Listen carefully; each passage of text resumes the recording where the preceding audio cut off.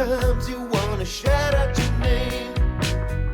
Sisters scorn, brothers warn, lonely pain is harder to mend.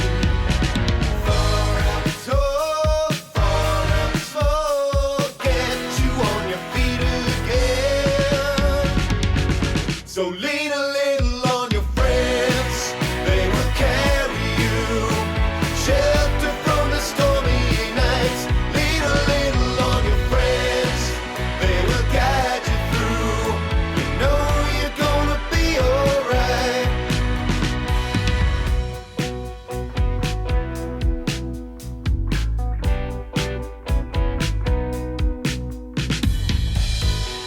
Looking at all we've lost, all the pain that living I can bring.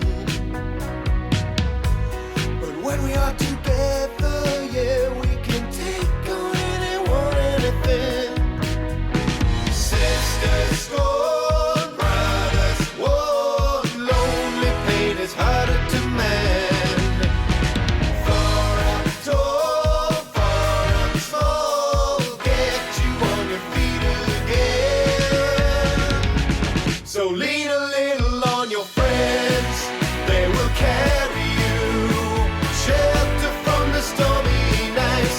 Lean a little on your friends, they will guide you through. You know you're gonna be alright.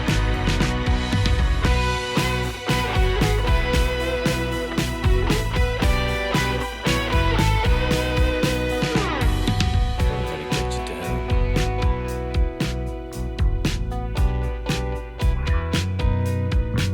But when you're bitter and tired, your voices are mute, we will take the time to understand. So hang around for a while now, lay down your roots, it's time to grab a helping hand. And when you're punching for vengeance, lay her a leg, 'cause you can't find a metaphor. Or if you're weary and wasted, or feel like a freak, we will always pick you up off the floor. So lean a little on your friends, they will carry you. Shelter from the stormy nights. Lean a little on your friends, they will guide you through. You know you're gonna be alright. Gonna be alright. Oh. Lean a little on your friends.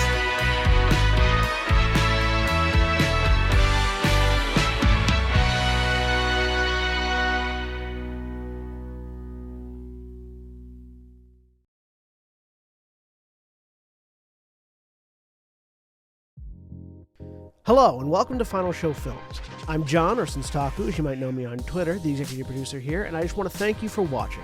It really means a lot to us that people watch, listen to, and enjoy our shows. If you want to help us keep making these shows as fun and lively as they can be, please join your fellow fans in supporting us at our Patreon page at patreon.com/fsfilms, or by subscribing to our Twitch channel, twitch.tv/finalshowfilms. It really means a lot to us that the amount of you who do support us continue to do so, especially our $25 plus tier supporters on Patreon. Antitonic, Cat Waterflame, Samantha Bates, Maureen Monty, and Bradley Alexander. Every little bit helps, so thank you to all of our patrons and subs. Check us out on Twitter at Final Show Films and on our website at www.finalshowfilms.com for updates, go-live notifications, and more. We love interacting with you, so feel free to tweet at us or email us at finalshowfilms@gmail.com.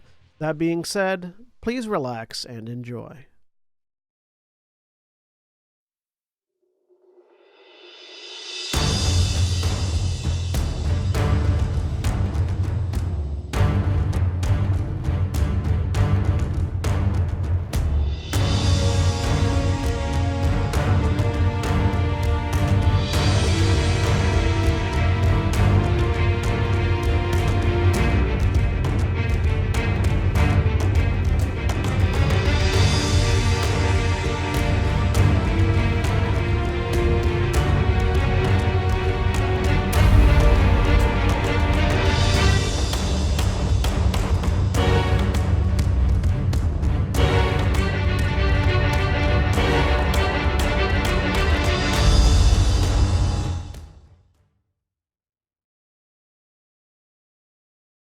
We're live. Hello, everybody, and welcome once again to Everyone is Warlocks, Conflux, the Dungeons & Dragons 5th edition campaign that we're running here on Final Show Films. My name is Jack. I am your storyteller and dungeon master for this narrative nonsense. And joining me today, we're going to start with Jeremy. Okay, sure, we'll start with me.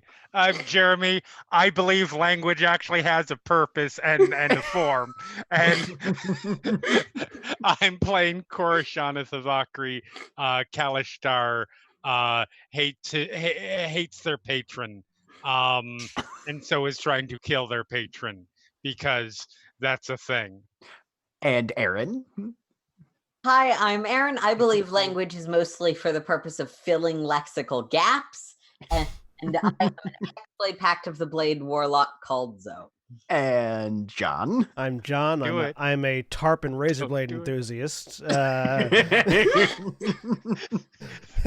playing Elishard Amasi, Watch a lot of Dexter. the undying Pact of the Host human water warlock. And Nikki. Manager was invented by Shakespeare, just so people know. And I'll be playing Diamond Guitar, the Archfey Warlock, and my door is being bombarded by an Eldritch being. And Cody.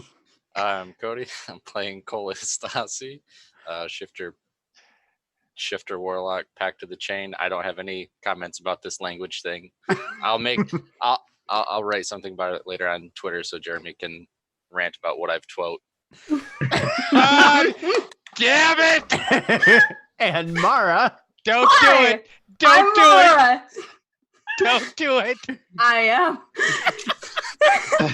I'm playing Aurelia Clementine Evans, human archaeologist pact of the Blade Warlock. And all I have to say about this is quote the Raven. No, quote. Nope, quote the Raven. You screwed up the quote. No. It's your bad. Quote the And Raven. Aaron.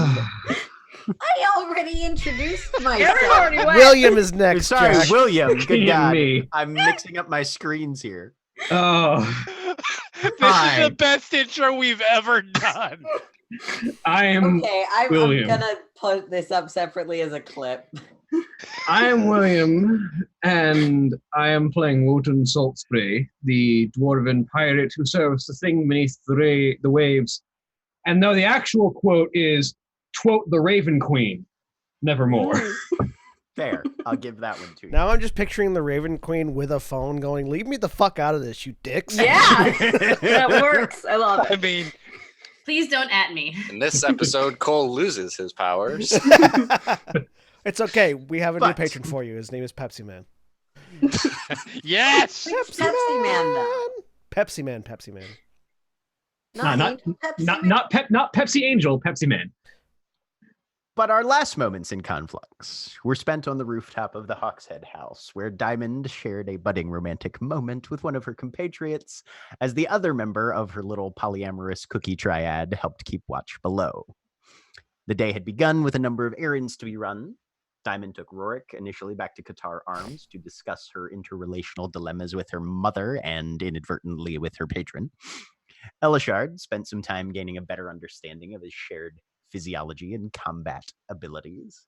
And Aurelia took Korishana and Cole to Vascone University, hoping to uncover some answers to mysteries past and present with varying levels of success. Wotan alone remained at the Hawkshead House to receive the promised envoy from the Deep Guilds, their new alliance. Returning from their efforts, the Compact presented their orders that they wanted to place to the guild, and the messenger who had been sent took them back to the illegal subterranean factories for production. And the evening closed after a few conversations, but our eyes are once again drawn back to the crime-ridden streets of Knivesfont as the sun rises once more on the great game in the city of Conflux, this morning of the month of Troilux, day 4. So, we begin with everyone having received a long rest, spell slots, any lost hit points regained, and the day is yours. Where is that forest, by the way, that there's apparently a monster with a mask face in it? That one was rumored to be the Wanderwood, I believe, which is down in Underbow. Underbow? Okay. Mm-hmm. So, because we don't have a table at the moment, I'm assuming we have a map of the city. We've also got a desk upstairs. You got a desk upstairs. You've got some rough maps of the city. I have taken a map of the city and I have pinned it to the wall in the primary room where people can see it. When they leave the house. Because people are going to leave the house for various reasons, and I've woken up early to do this, and I'm just sort of marking off all the locations of things that we are interested in doing as far as I'm aware of them on this map, so it's a constant visual reminder. And I've, in particular, having pinned it up, have circled Underbow. Specifically the area of Underbow where that forest is, written on the map, giant monster ? And put a dagger in the forest to indicate where I really want to deal with a thing. All right. So Elishard has taken some time to artistically deface a map. Yeah. I don't know if I'm in the right part of Underbow, so Jack can move that, but... Actually, I'm going to be setting up a page for you guys that has a little more, less of the just streets and locations and a little more environmental detail to it as well. So you guys have a giant monster thing from the main map. We'll be able to maneuver between the two on the same page. But thanks to his background, Cole actually does have a map of Conflux, so thanks for stabbing into that. I used that for work before. I also have a map of Conflux because I'm a warder. All right, then. Then mine's fine. I can draw a map. Yes, I messed with those. Are expensive and take a while to do. Why did you? They're expensive. You pay for them. Because we all get really distracted from our ultimate goal of putting me on the throne. Because we have lots of things we need or want to do, and I figured having a visual reminder of it would be useful. No, that's useful. Zoe's actually going to grab a piece of paper out of the bag because my starting stuff came with some paper. And right on it, like, to-do list, put it up next to the map with a list of items. Probably copied off the map, if I'm entirely honest. Just so they're the same, and like with little, like, this is the one that's got a dagger in it. Key utility, and like on the map, there's like chasing kobolds with the gate we're going through, and a little notation that says waiting for paperwork. Like, just sort of trying to keep using the map basically as sort of like an active quest log. This will feel quite satisfying once we start crossing things off. Yep. True. We need to get this map enchanted so it serves as an actual quest log and like updates and highlights based on where we're trying to go. Well, actually, yeah. I mean, that would be good. We're the only ones with magic, though, so does anybody know how to do that? Zoe is going to walk up to the map, concentrate on my sword.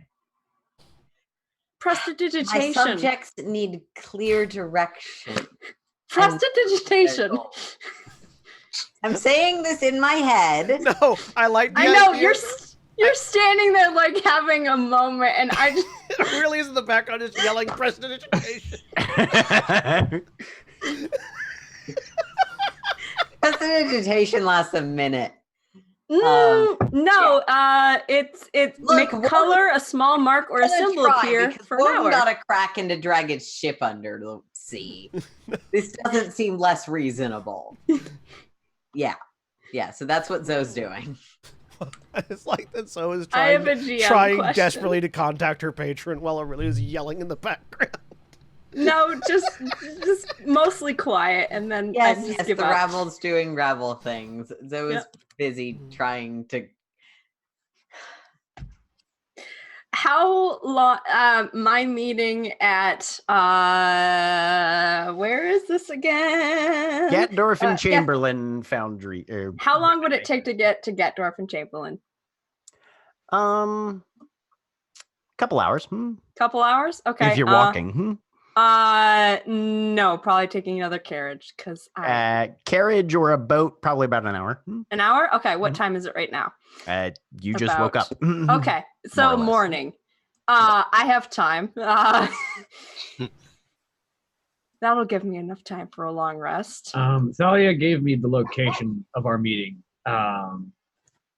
Where did she give a time specifically? We'll say she would have. Wotan will leave at appropriate time to get there, I guess. Okay. Before we get too carried away, So Jack, I Jack- want to know what happens with Zoe trying to contact Harper. Thank you. Right, yeah. So, Zoe, you are addressing your patron and requesting specifically what? Well, I'm specifically trying to enchant the map with both secrecy and self-updating. Okay. Give us the World of Warcraft quest log. Yes, but also like so people who aren't part of the compact can't like just be like, oh, now we have a list of all of their things that are coming up if they walk into our house because we pin this right next to the door. We invite people through. That's a valid point. So that's actually probably more of a concern to Zoe, but both of those are desired because I have a patron of leadership and power. And also stabbing things. Jack, you're muted. Can't hear you. I just said this. I think this might be the best conversation we've had in game. Go ahead and roll me a persuasion. Cool. I'm spending that romance inspiration on this. Okay. Because I feel like that's what And is you're giving spending Zoe an the balls to do inspiration. this. Okay. Things went well for me earlier today. Please, just give us the natural 20. Don't curse it, please. How else are we going to get the mileage out of that? Also, you guys should have in the inspiration.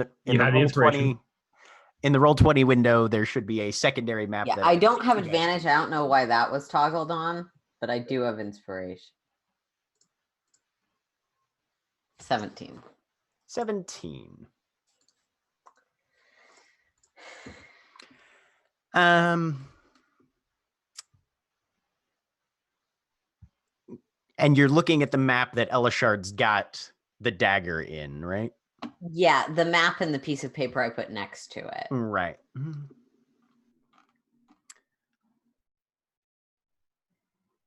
There's a pause kind of in your mind as you push this intent, this request toward your patron. And then there's a cracking sound similar to what you'd expect from like ice fracturing during a thaw. And the dagger ping, pops out of the wall. Catch. And slowly, the ink begins to flake off of the map.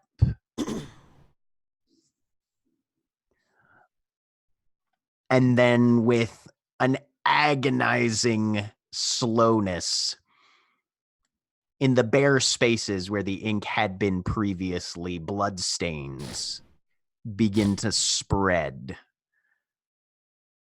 You can smell that sort of coppery tinge of wet iron, and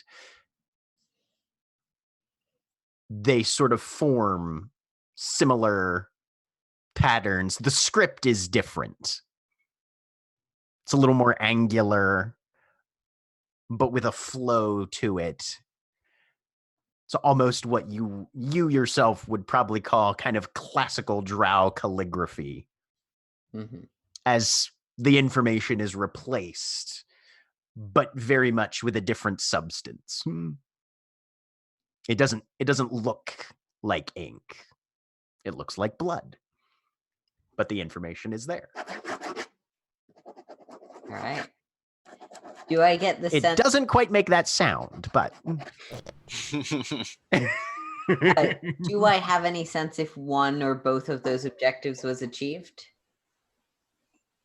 Or no? you definitely get the sense that this is kind of an updating. Like, yeah. As to whether it's going to be visible to other people, you don't know. Zoe will sort of step away from the wall and hopefully this will be more productive. I mean, I got my dagger back, so there's that. Cole, do you still have that bit of crystal from the press?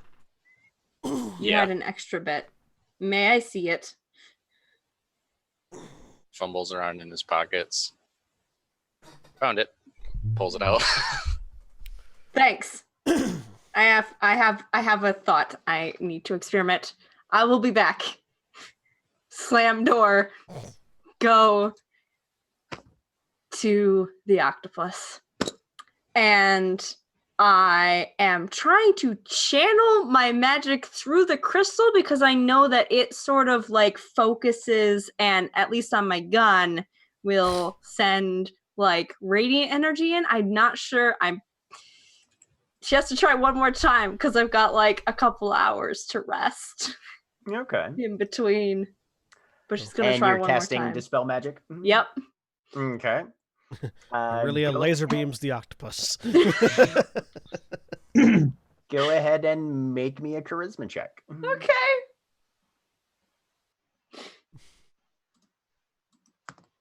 Five.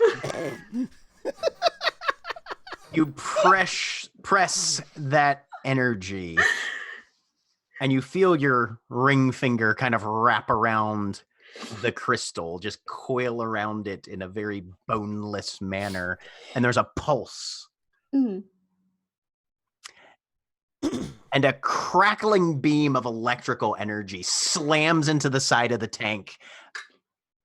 The glass shatters. The water spills completely out. Constance flops on and begins kind of flailing her way across the floor. There's about a good, 5-7 gallons of water that just onto the floor. Shit! I need a bucket! This is what everybody hears. I've looked up. We run up with a bucket. Yep. I'm gonna grab the glass that we've been using to transport bubbles around. Okay. So very good. We can replace that later, or Aurelia can, and start heading up. I'm good. She's rushing downstairs. Anyone have anti-water magic? Prestidigitation? Slowly. I mean, prestidigitation will either dry or clean it. Yeah, but it won't put it back. So I'm gonna go up and use prestidigitation see what's going on upstairs. Yep. The tank is shattered and the octopus is free.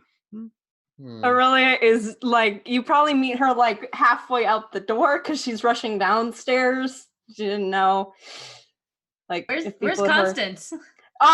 She's holding her. Okay. Like, I have grabbed the octopus and I'm trying to find water. So, water. Jack, given that octopi are particularly rare, do I know if they can survive outside water at all? Give me a nature check. Yeah, I will also roll that. Because I don't think anyone's DC's pretty high for on this. what octopi are other than that it was in the tank with water. I am not heading upstairs, but having heard all of that commotion and making some quick assumptions, I am heading towards wherever we acquire our water from, be it a well or other source. Yep. Mm-hmm. There's a city well reasonably close by. Yeah, I'm heading there. Okay. So you're running to get water. So, I mean, stupid warlock flavor question. Yeah. Can I generate enough water to fill a small fish tank? Using what? Using because all of my magic is water-based. Like my Eldritch Blast is straight just a ball of water. Yep, not that kind of water. Okay, I just checking to make sure. Won't go over to the tank and just like...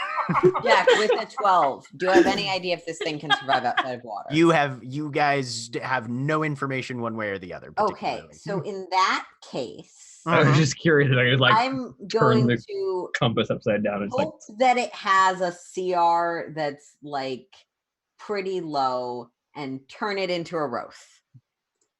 A what?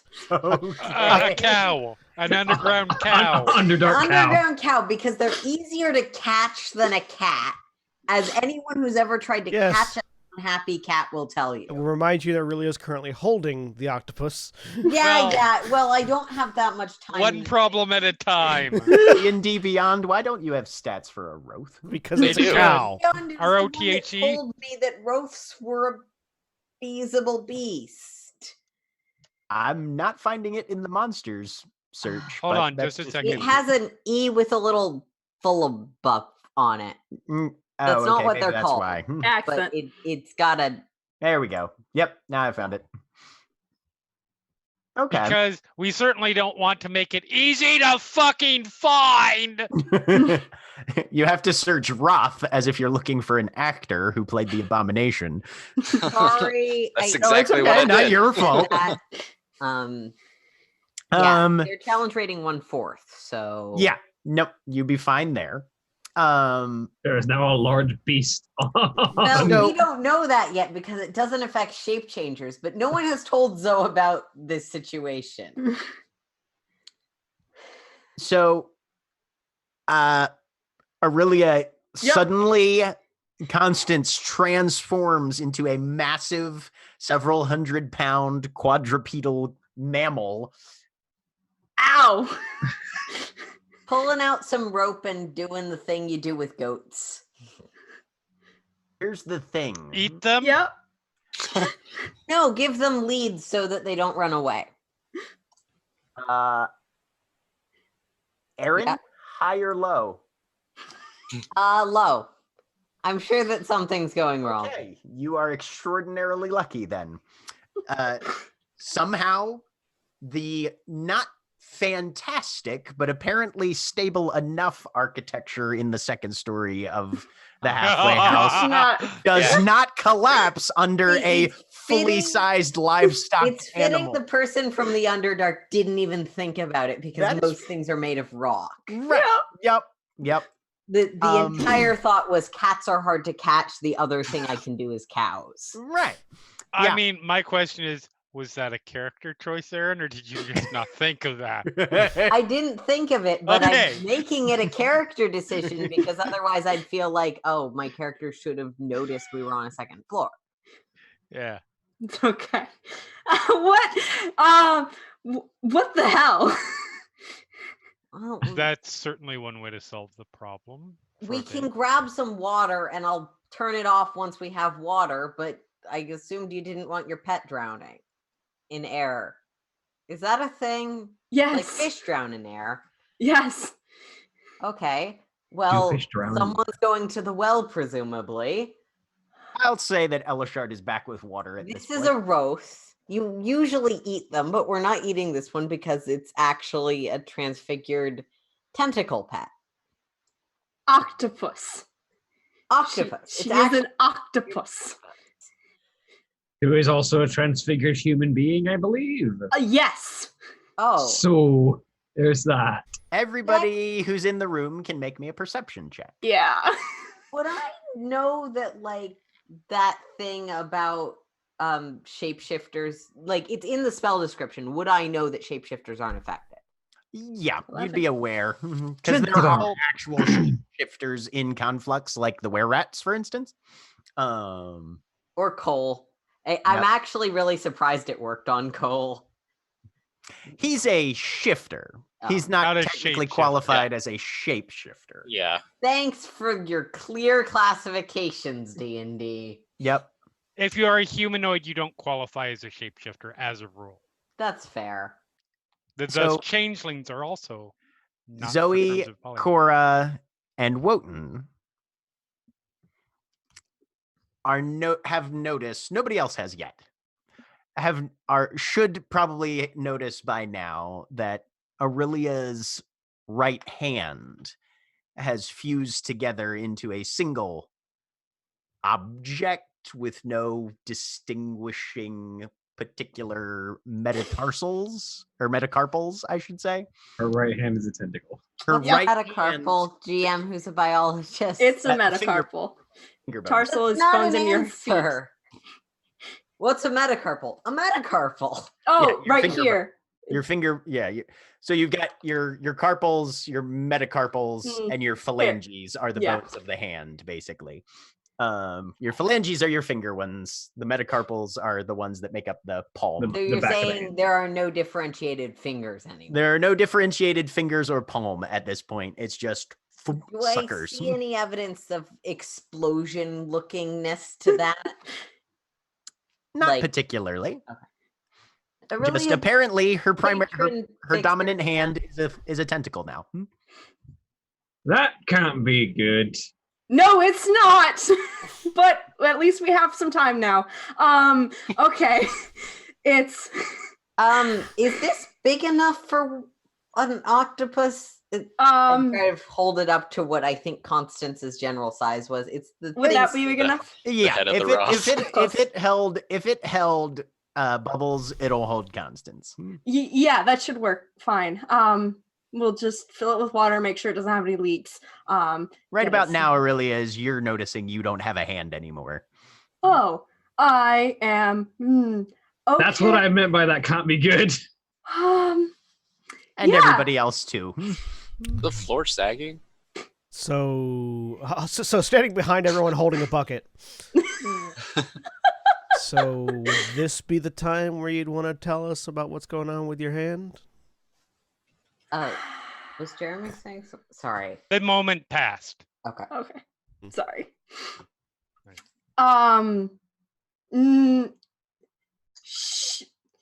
Sure. This started a little bit ago. It's doesn't seem to progress unless I try and affect this, but it's fine. Let's get the water in the tank. Mhm. So yeah, you've got basically a large glass bowl. Yep. And you sort of just glunk Constance into it. Yeah. Well, yeah. You have After to pulling drop We're more the. gonna fill the bowl with water. Yeah. Mhm. Do that first. Yes. Make sure it's watertight. Get ready. I'll drop the spell and we can plop an octopus back in. Okay. So Constance is put into a large glass bowl. Fuck. Out of game, you have one more spell slot if you want to try it. I feel like right now we're all still standing there, aren't we? Yes, you are. I've been. Am I still holding the crystal? I mean, yeah, you're able to. Okay. I mean, it's a prehensile. You can still Okay. grab things with it. Yeah. Okay, I had it. Okay. And it's as far as you holding, can tell, you can probably still cast with this. Like you could put it in like those small, like 3-inch openings too. Like, oh man, your lockpicking will just get like exponentially better. You I lockpick, never I mind. don't lockpick already. I'm not a criminal. Ow. It's right. Cole walked No, it's fine. downstairs. Aurelia, Sorry, Cole's no. like, I don't have to stand for this. Sorry, no, that was I'm gonna Diamond. go That sit was down and fine. eat That some was more of those Nikki. damn cookies. Okay. Diamond hasn't noticed your tentacle hand thing yet. No, Um, everybody who's in the room has noticed by now. Yeah, by this point. Oh yeah, Diamond's just gonna be like, and just okie dokie. She's not gonna point those things out on you. That's rude. Do you need anything though?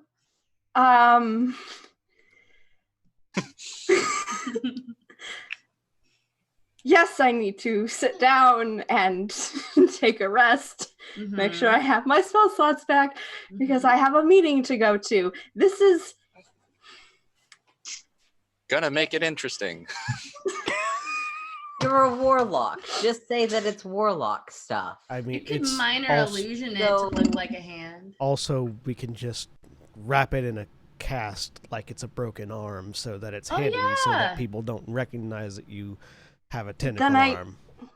Could I cast with my non-dominant hand? Would that still work? Yeah, as or long as do- you've got a hand a free. hand. Okay. Mhm. Also, we can put it in a sling in such a way that you can pull it out for use when you need it. We can also Yeah. try and amputate it if you don't want it. I have considered No. that. No? Back when it was only a finger. But I was operating. Could you under the build assumption that we could yourself an adequate enough prosthetic for your arm? This That is would- Nikki, not Diamond. Diamond has no fucking idea how that works. Could Aurelia in game with the time that we have Good question. and the money that we currently have? No. I mean, Forks and spoons just clanging together. Ting, ting. Hello, fellow Yes. humans. Edward Cutlery hands. yeah. Aurelia cutlery hands, thank you very much. Aurelia, Clementine, Everence, cutlery hands. So this started a little bit ago. I noticed right after the attack, and I have been monitoring the situation. It is fine. Really, your hand is a tentacle. Yes. You got a strange definition of fine, lass. Cora. Yes. In your head, Mm-hmm. I'm sure you have, but just in case, I have to assume this is obviously somehow connected to your Yes. sister. The theory. And perhaps, have you tried talking with your patron about it? I mean, when I first noticed it, I was flung into a void for a little bit, which is generally how our conversations sort of go, or things go haywire. I have not asked directly, no. That might be. I mean, I am not the poster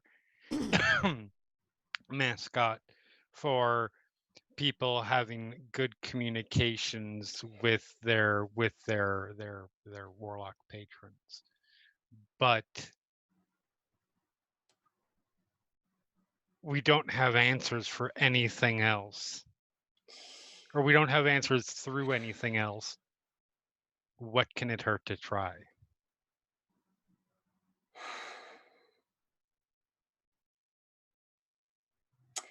Because when my patron and I talk, I feel like nothing will ever make sense in the world again. Would you rather have that feeling for a bit, or completely turn into a cephalopod? Because that seems to be the way that it's going, if I'm understanding this right.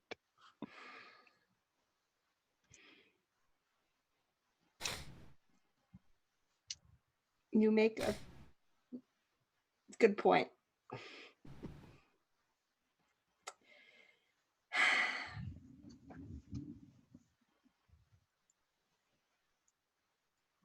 I will be in my room. I take the tank in tentacle and hand and exit stage right. Are you headed to where? To the room. Gonna set the tank down. Gonna sit on the floor. Like, That are you feels- talking the basement room? Are you talking the upstairs bedroom, which is where everybody's at right now? I was gonna say Oh, we're they're all all- in we the already room. have. Fuck, There's not my room in this building. That's true. That's true. Kitchen My downstairs. section of the place. It's my section of the room. Yeah, she goes over to her section of the room and then turns and looks at everyone. Great. We shall leave you for now. Should we Turn and have look a at everybody spare pointedly. tank on hand Oh, no, yeah, now, totes. given this is Out. starting to explode? That may have been my fault. I tried something Okay, that was risky.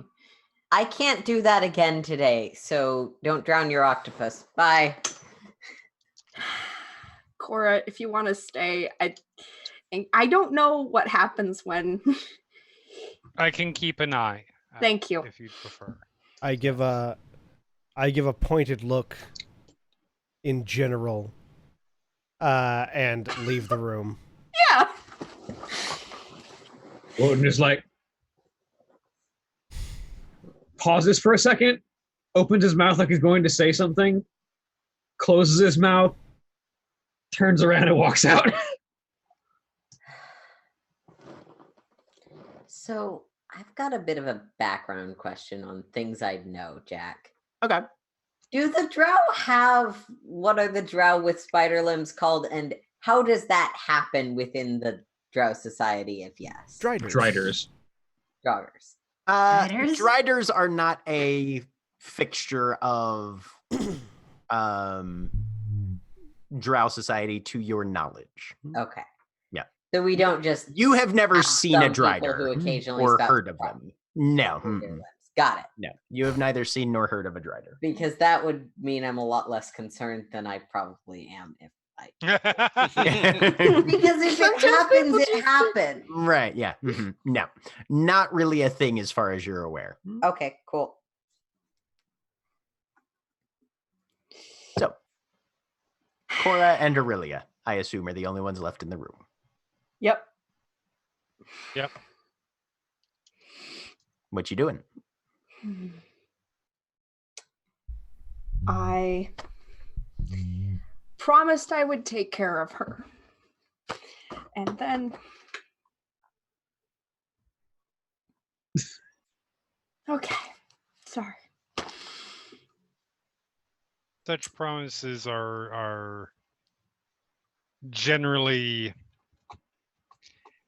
accepted to be within the realms of one's capability. Thus far, I haven't seen any evidence that you would have been able to stop anything that has happened. That's a roundabout way of saying it's not your fault.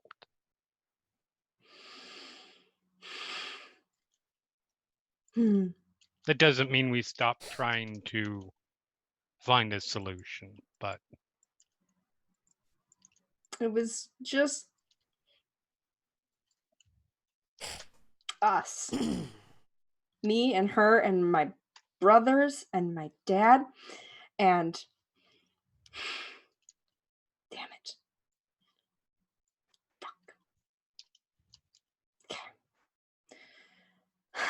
one thing at a time. We figure out how to unlock your reverting yours.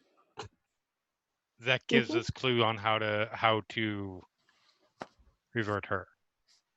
Yep. All right. Okay.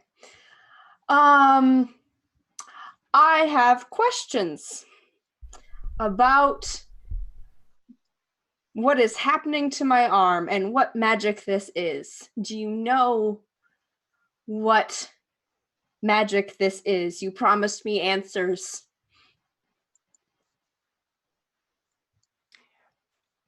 Roll me a persuasion check. Okay.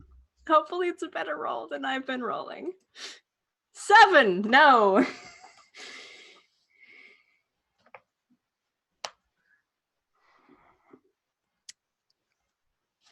There is a pause. And now, were you asking this out loud or in your brain? Both? Okay. I think both. Perhaps both outwardly and inwardly. Yeah. Perhaps phrased more like a request and not a demand.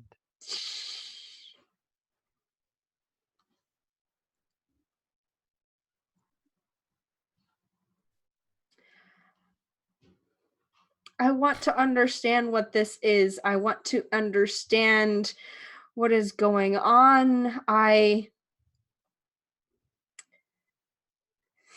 if this is, it's not spreading the way it was with it's been a full 2 days. I want to understand what you have done.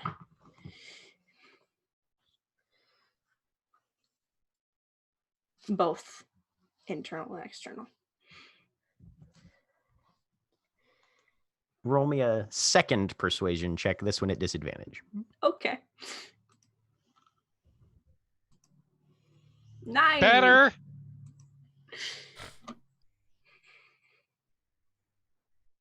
Cora, from your perspective, Aurelia simply relaxes back after having asked this question, leaning into the wall, both, I was going to say hands, appendages wrapped around the glass bowl full of water and octopus. Mm-hmm. You see her eyes blink closed for a brief moment and then reopen. They're not human eyes. They're definitely octopus eyes at this point with the weirdly shaped pupil.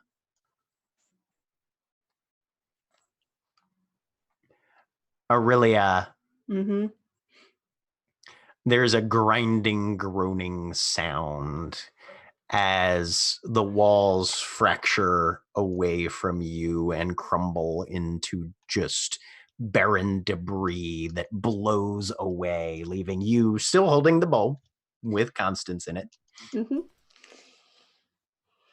You feel the floor vanish as it all just decays out from under you and your feet begin to swing free, just floating in an emptiness shot through with, it's a deep, deep, dark, almost blackish blue. But around you, you can see passing by particulates. They travel quickly, but you're able to occasionally follow them, leaving a streak of energy in their wake. Occasionally they collide with something or cross, and there are little sparks whenever one particle of energy hits another. And their trajectories alter and change. For the most part, unless they collide with another particle, they're moving in a straight line with slight variances, but mostly straight lines.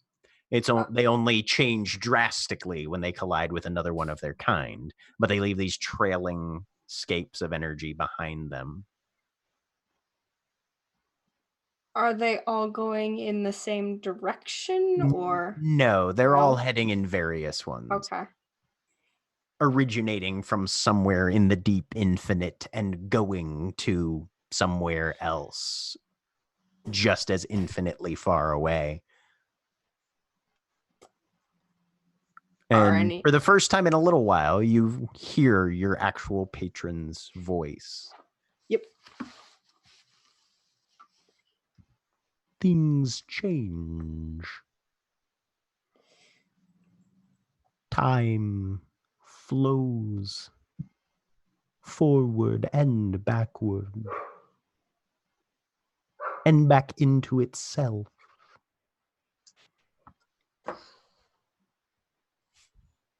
The patterns of action and reaction cause building and blossoming alterations in the fabrics of reality.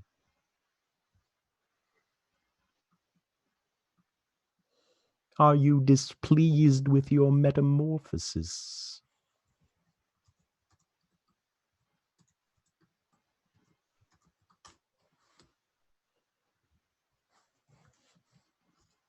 It was not expected.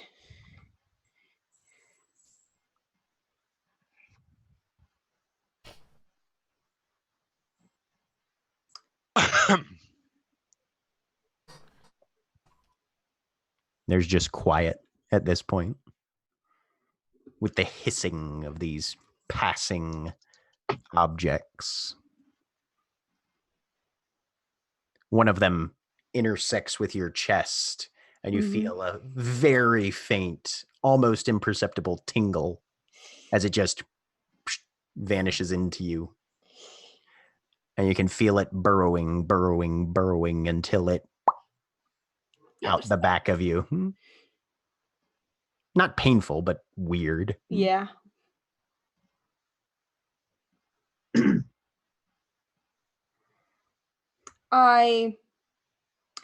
This game has already begun to change me.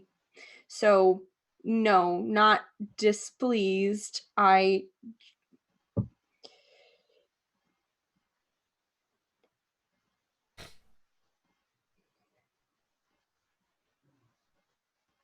You said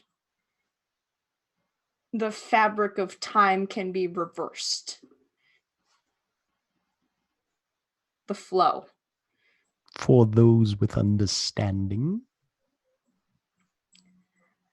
Yes. I wish to understand more so that I can reverse what happened to my sister. Watch closely, then.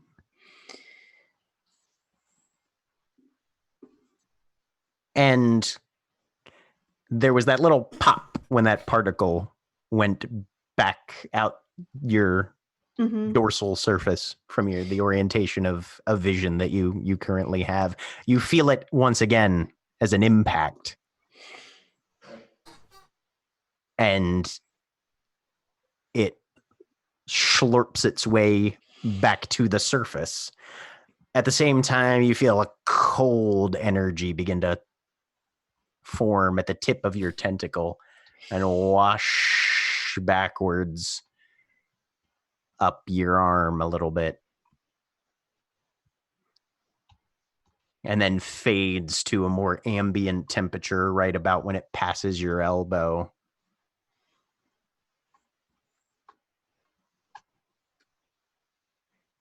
You get a faint glimpse of some sort of chemical, energetic, physical reaction. And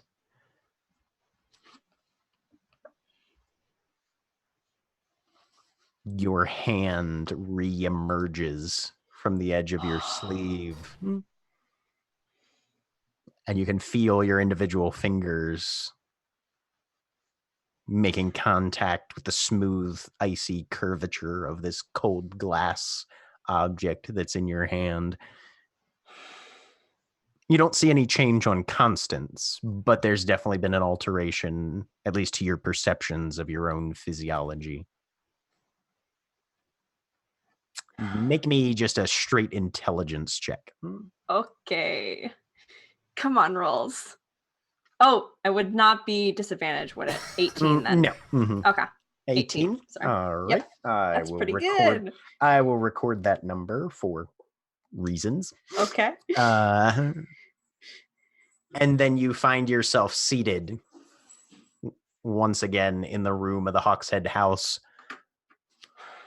Cora, you've watched her hand just sort of, from what was the tentacle, you see it begin to split. Ew. Into 5 distinct pieces, just kind of severing itself open into a more hand-like structure, and then slowly the sort of mottled dark greenish gray of the color it was begins to form a healthier, redder, more consistent with the rest of her flesh color. Okay. They just sort of do that do what I just what I can only call the data head tilt. Right. Yeah. Watching this And sort of then- curiously. Her eyes blink, returning to more human-like ocular organs. And apparently she's been physically restored. Welcome back. Whoa. I assume things went well-ish. Yes. Good. Do you have an idea of how to proceed with?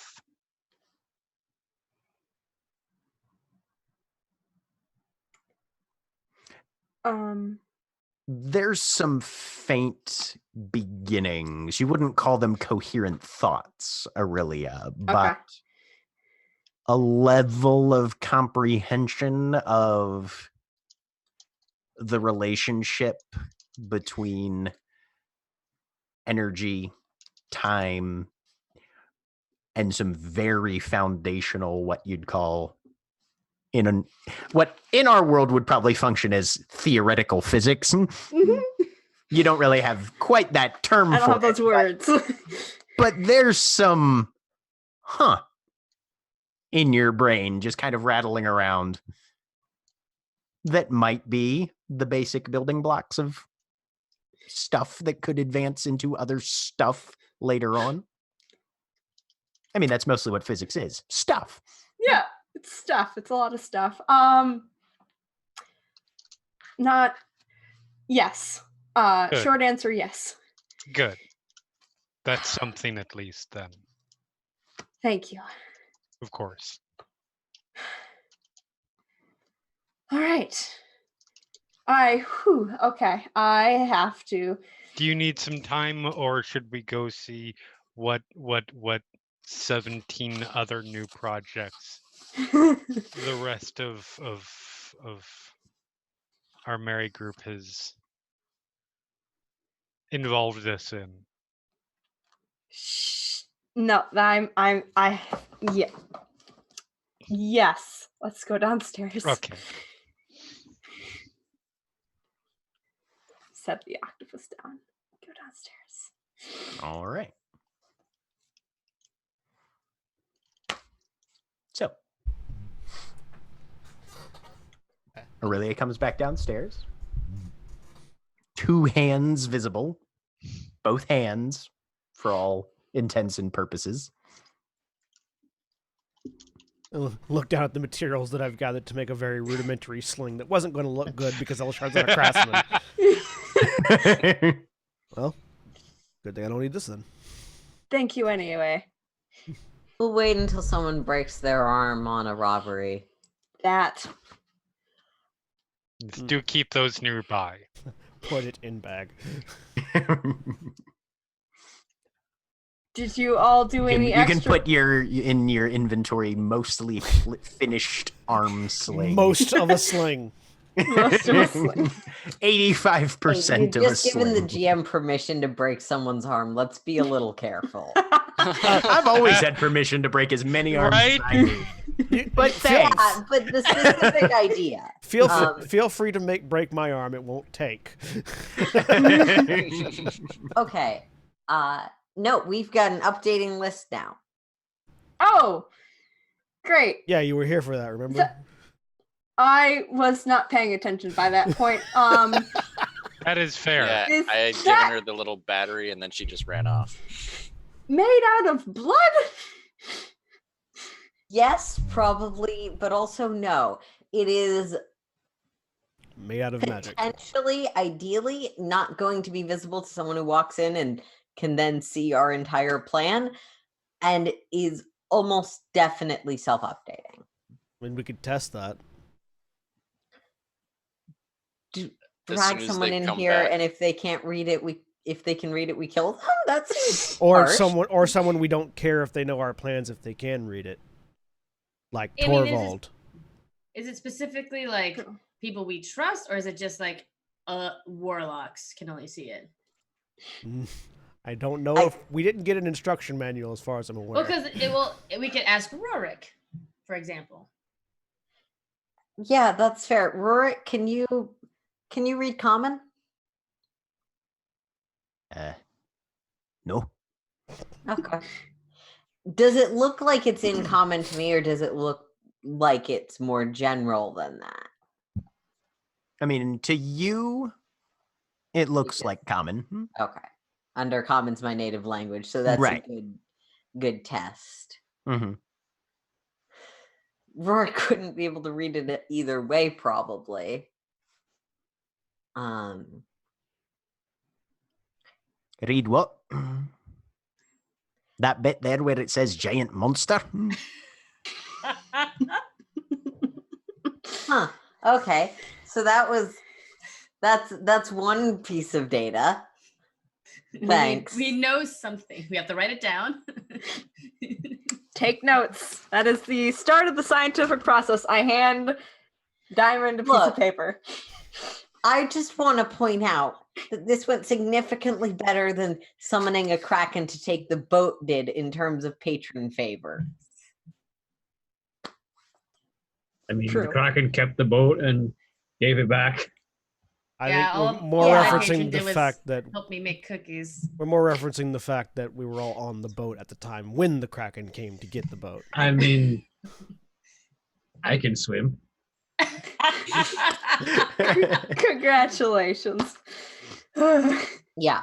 So we've got a probably updating map of potential objectives.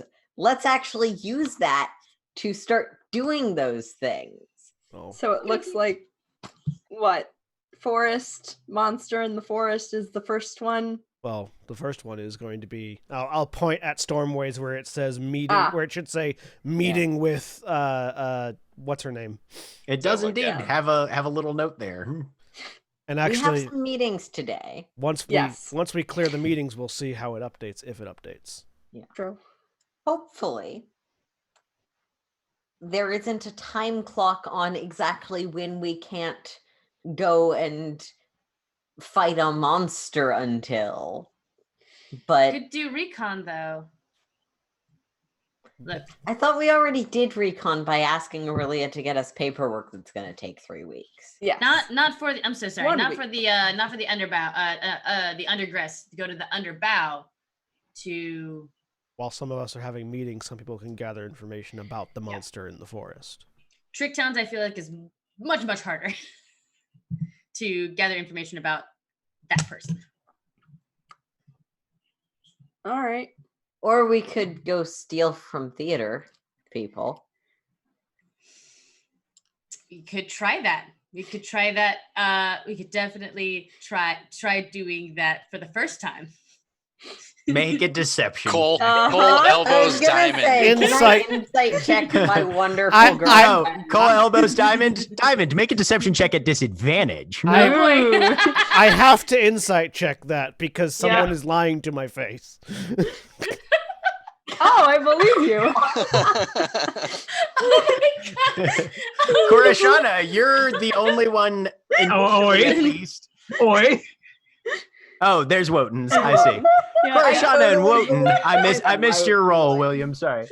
Korashana and Wotan are the only two who are like, Everybody else is like, yeah, I mean, like, we should try that, maybe. Yeah, totally. Like a good plan. You guys are going to want to be real careful if you do try that. You can't just go waltzing back there like you own the place. You don't want to ruin your setup. I mean, Wotan and Cora just share a look. Yeah, to be fair, if anybody's going to just like sort of visually like kind of those two. those two. Yeah, it's like Wotan and Cora just look at each other for a second, shrug. Yeah. I love that I failed by 1, which to me means that was a weird way to say that, but okay. Right. Weird phrasing, but all right. Diamond's so good at words. Yeah, so Diamond has all the best words. Mm-hmm. But yeah, we could either go fight a circus or fight a theater, fight a monster. I'll say I will say that at the moment with the current with the current activities that are going on in the city, people trying to kill warlocks en masse and warders investigating, It's probably better to deal with the thing that is in a forested area than the thing that's in a public area. That's in Agreed. the same district as that party was. You're not wrong. Yeah. Because the Warlock Hunters are still active. And All right. rather than drawing attention to ourselves in a populated Let's area, just- it's easier to I live in the understand woods. the value of recon, but I'm also cautious about potentially getting into a fight with not our full force if we're going to somewhere we don't know well, looking for a fight. So let's have people have their meetings. Both of those are today, right? Yes. Mhm. Okay. Woden, do you feel like you need any backup to talk to Thalia, or are you good? Probably not. Okay. That's how you get jumped. Just in case, would you mind taking one of the familiars with you if familiar people are willing to offer them? Of course, says Cora, handing over Shathal. Yep. Handing over, not like this, more like grab, yoink. Just You mean so they can relay back to us if you run into trouble. If it becomes relevant, I'm punting him out a window. What in the world makes you think I would have any remote problem with that? You can take Shathal instead of the cat. Yeah, don't swing my cat by the tail, please. Yeah. She'll fly Okay. away angry.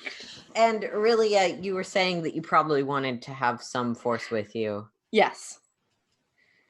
Pick your agents.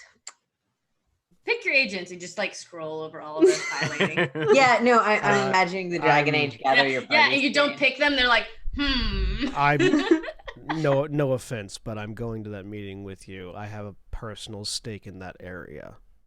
That's right.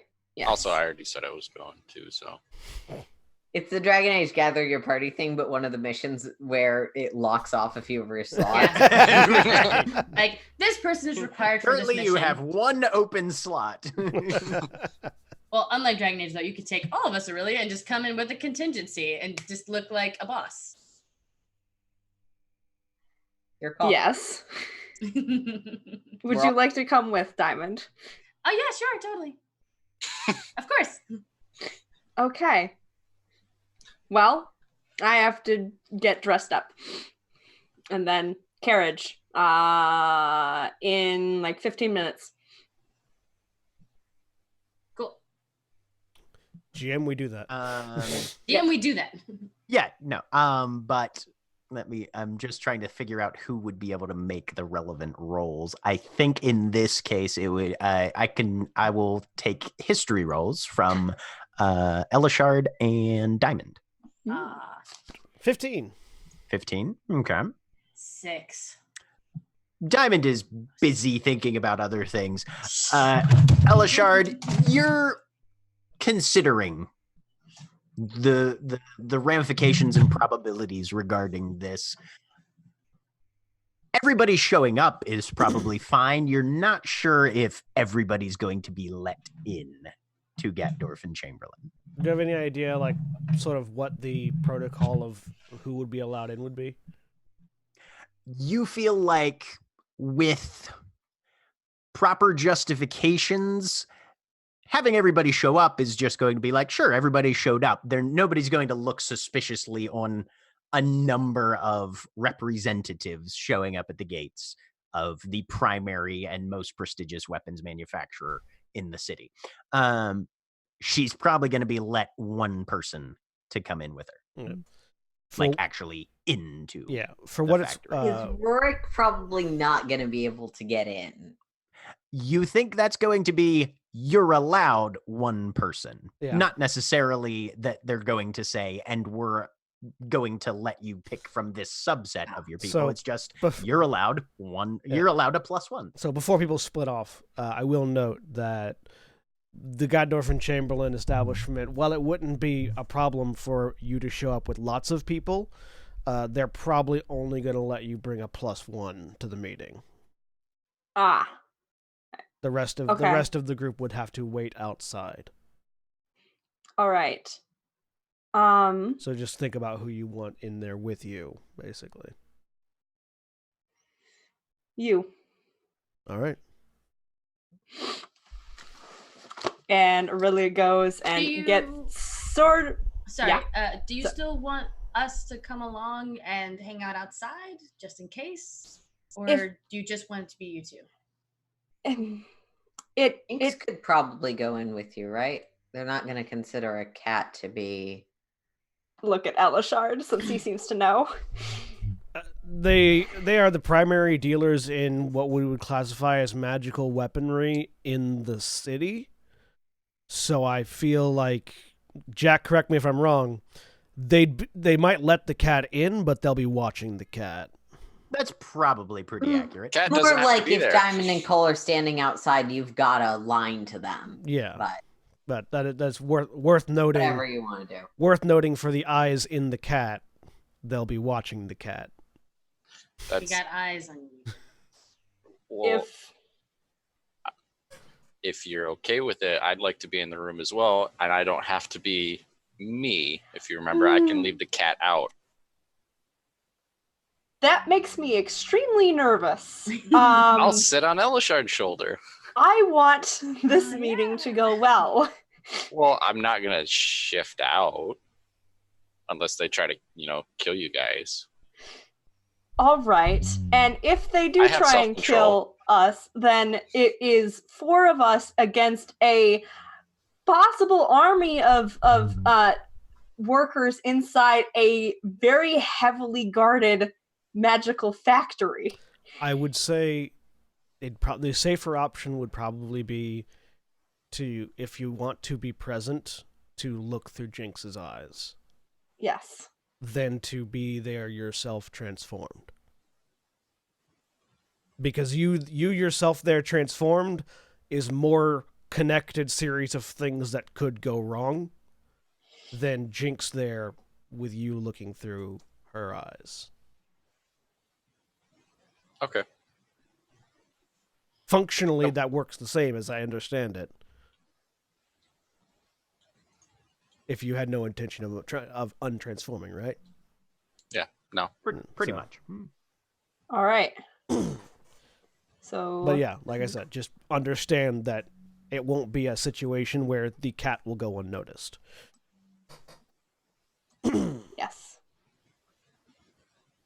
I need to find clothes that are clean and not full of holes. Okay. Aurelia goes in. Prestidigitation. Doesn't fix holes. Does not. I think Full William attire has and cleaning clothes specifically. Huh? I said I can help you dress up if you like. I do know something about formal attire and specifically cleaning clothes. Working at a laundromat, yeah. True. I would appreciate that. Yes. Yeah. Using my years of experience in laundry and also infiltration. The entirety of my preparation involves cleaning my outfit and affixing my metal to the outside of it. Aurelia wants to look nice, like professional-ish. Sounds good. I want to look like a warder. Also good. You have people who can help you with all of these things as needed. Sweet. All right. Hail a coach. Okay. It'll cost about $1.50 silver a head. So yeah, 1 silver 5 copper per.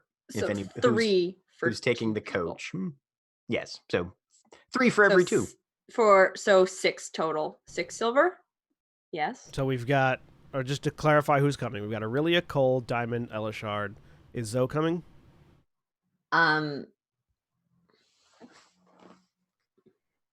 Was Zoe specifically invited or asked? Earlier was kind of like open-ended on that last bit. She asked Diamond. Yeah.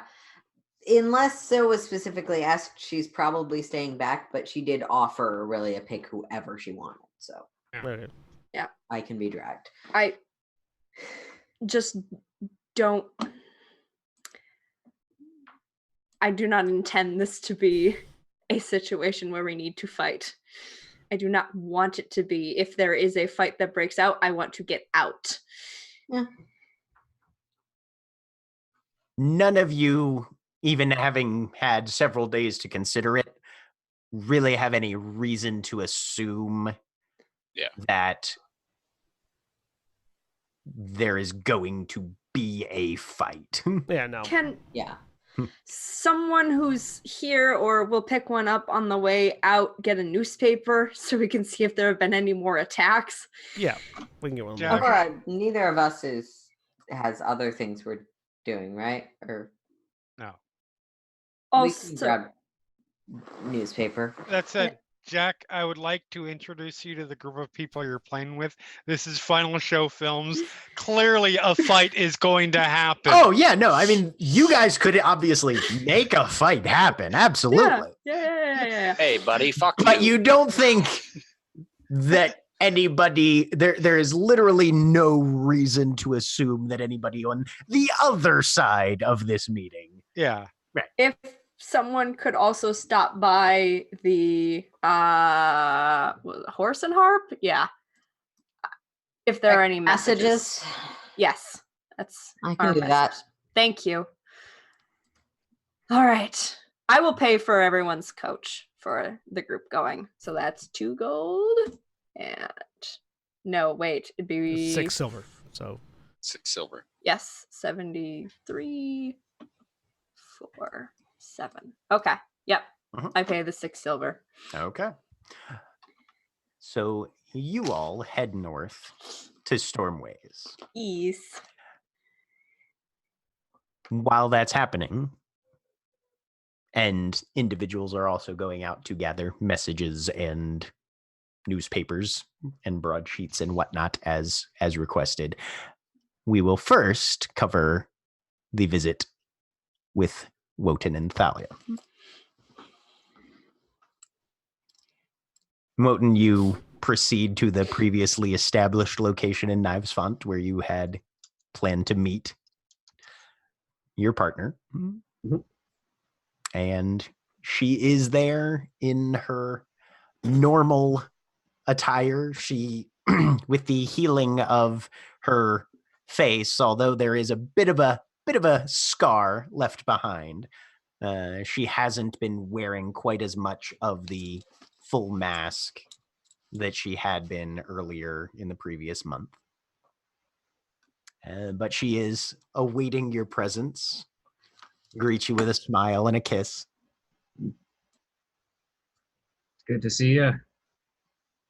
And likewise. So, how are things going? Well, accelerating is just about the only word that I can use to describe series of events. Sounds like the best news we've heard in a while. Well, aside from warlock hunters prowling the streets. Nah, you're above ground. Well, we're working with some people who are wandering below ground, but yes, it's nice to be walking in the sun again. Good. So, catch me up on things then. Well, business is looking good with the Deep Guilds. We've managed to get them behind us as a sponsor.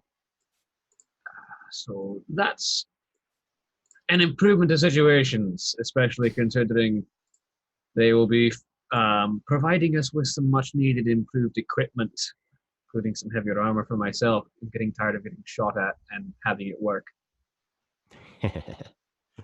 Good. I've made some progress as well. I've put together, shall we say, an acquisitions crew to try and find us a couple more vessels. And I've got some lines on a couple targets, but wanted to get your opinion at least. Obviously, I know what I'm about, but just in case, are we looking for speed or are we looking for stability in these new ships? I mean, obviously, of course, we'll eventually want some of both, but I think right now it's better to move fast and not be seen, probably at the moment. All right, then.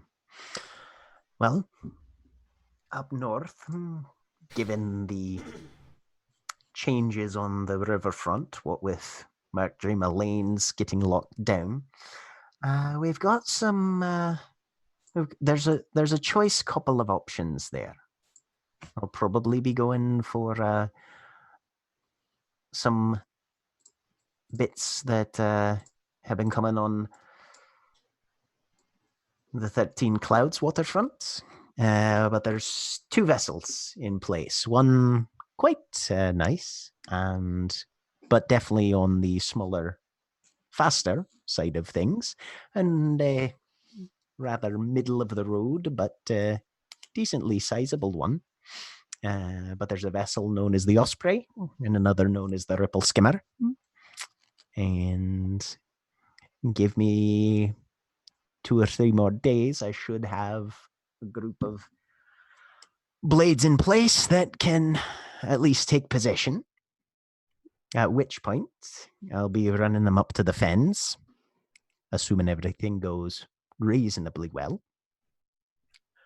Probably focused on the smaller one first, but then, of course, there's the rehabilitation of the vessel and forging the paperwork. But we should have at least 1 or 2 more ships at our beck and call by probably middle of next week.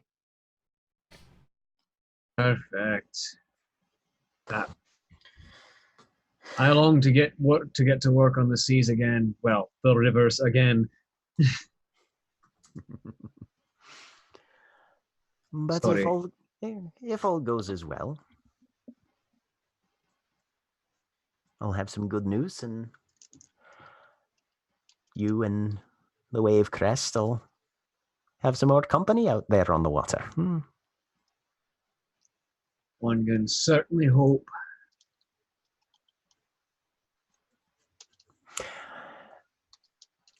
Things being a bit dicey in the streets for your kind, I'll be keeping this fairly separate and probably wait until we have some actual direct objectives in mind before we field them for our purposes. But and then I'll keep an eye out. I've only heard of one sort of solid cargo hauler. And we'll come up with new names for these as we acquire them, of course, because when you start sailing contraband around, it's best to keep it under different appearances. Well, of course, no one wants to see the ship that they just know got stolen a week ago sailing into port. Mm-hmm. So you all come up with some ideas for what we'll be calling it, and we'll pick some good options. There's a few kicking around in my brain. Jormungandr's been giving me some ideas, but well, that's neither here nor there.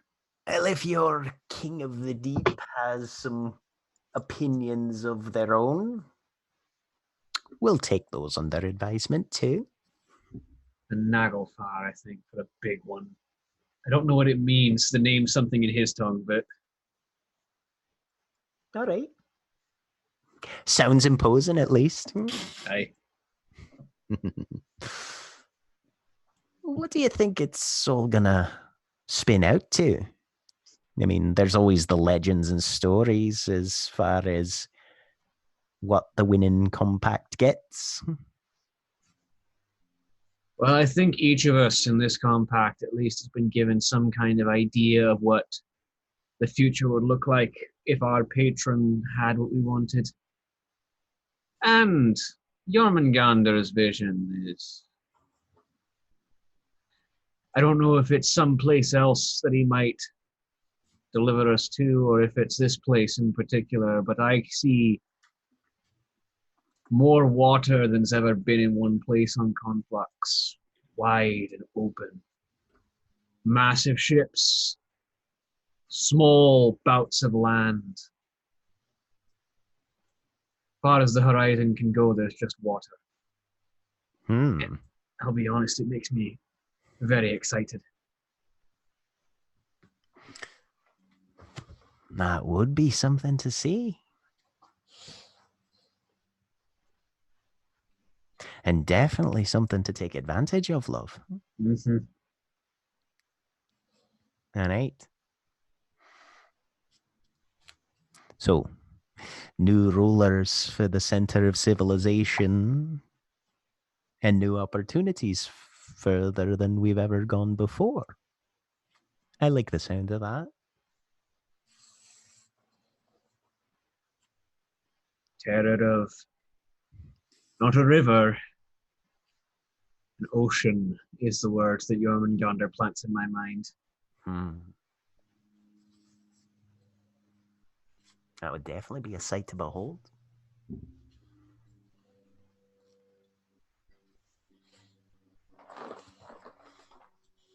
Is there anything else particular that you have to talk over with Thalia? I think they mostly just like get some food and drink and have a date while discussing work opportunities. Yeah, okay.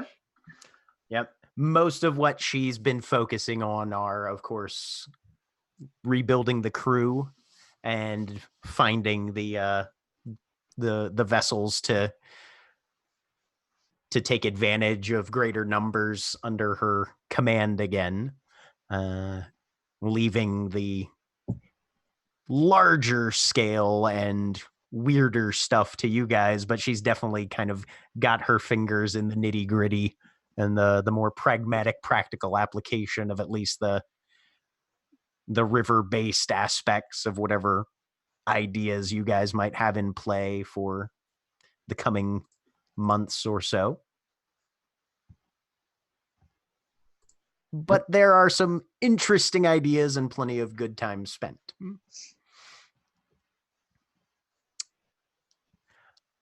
Now, the Stormways crew.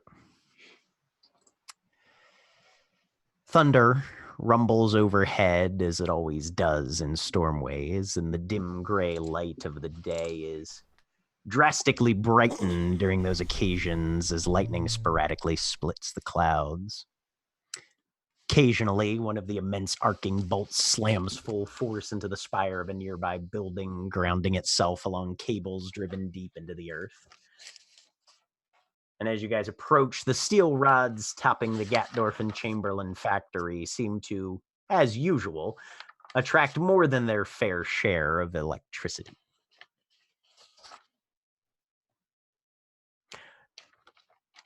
You're approaching, I assume, the main gates. Yep. Your carriages pull up and discharge you, and you stand in a little knot, looking up at these galvanized steel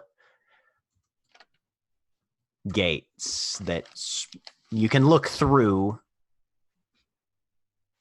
to a loading yard where there's a number of cargo wagons, supply dredges, and that sort of thing, all moving back and forth on the inside. And the guards at the gates stand there, spears in hand, shields slung on their back.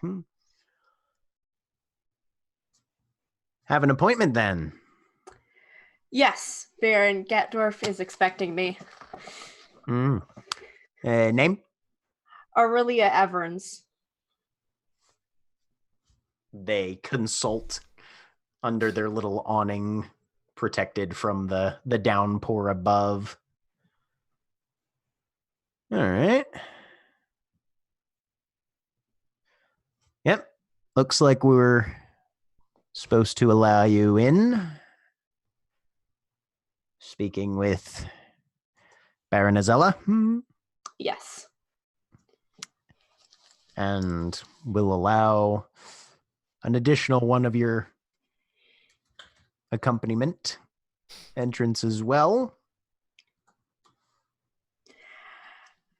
May I also have, and I turn toward Cole, the cat.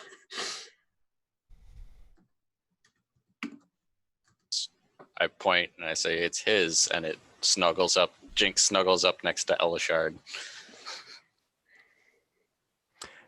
Give me a persuasion check.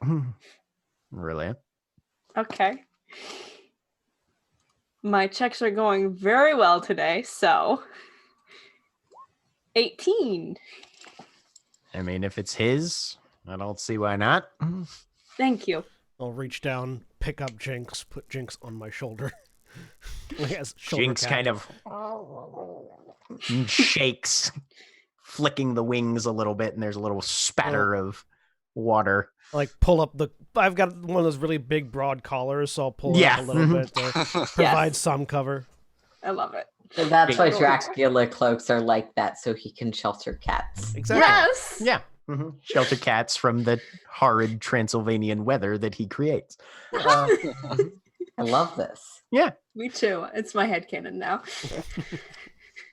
But they push the gates back, and with a creak, you guys enter in to the loading yard of the Gatjorf and Chamberlain factory. Looming towers and buildings that are all kind of accreted together in a conglomerate. As the rest of you remain on the outside to see what happens in the aftermath. I am keeping up, like sort of keeping Warder's pace a step behind Aurelia, as Aurelia is leading. But while maintaining that pace, I am just keeping an eye out on my surroundings, seeing if anything triggers a memory from just before I died, because I still don't know exactly where I was. So, just seeing if anything pops in. And Aurelia will mental link. Let me know if you need to pause anywhere. I can distract. Give me an intelligence check, Elishard. Just straight intelligence? Just straight intelligence. 17. 17. As the gates slam back and the locks clang closed, there's a narratively dramatic associated clap of thunder as another one of those bolts of lightning strikes somewhere a couple 100 feet above your head. And these are immense buildings that tower upwards. And Elishard, you get a faint flash of memory. Not immediately in your area, but that lightning punctuates the idea of one of the towers that you can see above you, but from a different angle, still below, but off probably a block or two down and around to the west of where you're approaching right now. Would that area be within the walls of this compound or outside of it? Just outside. Okay. Mental note. Okay. You guys are taken in, guided through a number of approaches. There's the sound of clanging hammers, sizzling metal on occasion, and always the reverberation and echo of thunder and lightning. And then you're guided into some sheltered hallways. It's about 10 minutes walk from the front gates before you find yourselves standing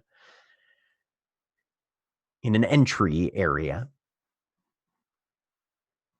and a halfling seated behind a desk looks up as the door is pushed open. You smell candle wax, ink, parchment. And underneath it is sharp odor of metal and electricity that periodically wafts in as air drifts through ventilation past your noses. Well, you had the first afternoon appointment then. Yes, I am. Good afternoon. With Miss Baron- Evans, by my records? Yes. All right. And your name, sir? Elishard Amacy. Sorry, hang on. Trying to remember what my official rank was. It was Lieutenant Inspector, wasn't it? Yes, I Yeah. believe so. Elishard Amacy, Lieutenant Inspector of the Stormways Warders, retired. Huh. Excellent. Well, welcome. And if you'd care to sign the book, and he spins around a little ledger, smaller than, not the sort of big official dimensions for bookkeeping and accounting, but a smaller one, more like a guest and attendance kind of record. And you both, your name and then Elishard's name was quickly taken down, and that ink is still drying a bit in a flowing script hand. And then there are places for your signatures immediately adjacent. I will take up the pen. Okay. Sign my name. While Aurelia is signing, I just want to see if there are any names that are familiar to me in the guest entry. One in particular that I'm looking for. Right. Give me a perception check. Yeah, As do it. she's looking. You've got plenty of time, but 9. I'm going to use my 9. inspiration. Let's see if I can make Okay. that better. 17. Nice. 17. You do see a name. Not the name that you're looking for specifically. But the same last name. Okay. Valetis has been in attendance sometime, you would assume, recently, if the Baron takes appointments on a daily basis. You would guesstimate probably within the past 2 days. What's the first name? The first name on that is Canesto. Kanesto? K-O-N. O-N. E-S-T-O. In my investigation into Annexstar, does that name ring a bell? Yes, that is the mother. Okay. All right. Then when it's my turn, I will then sign my name. Okay.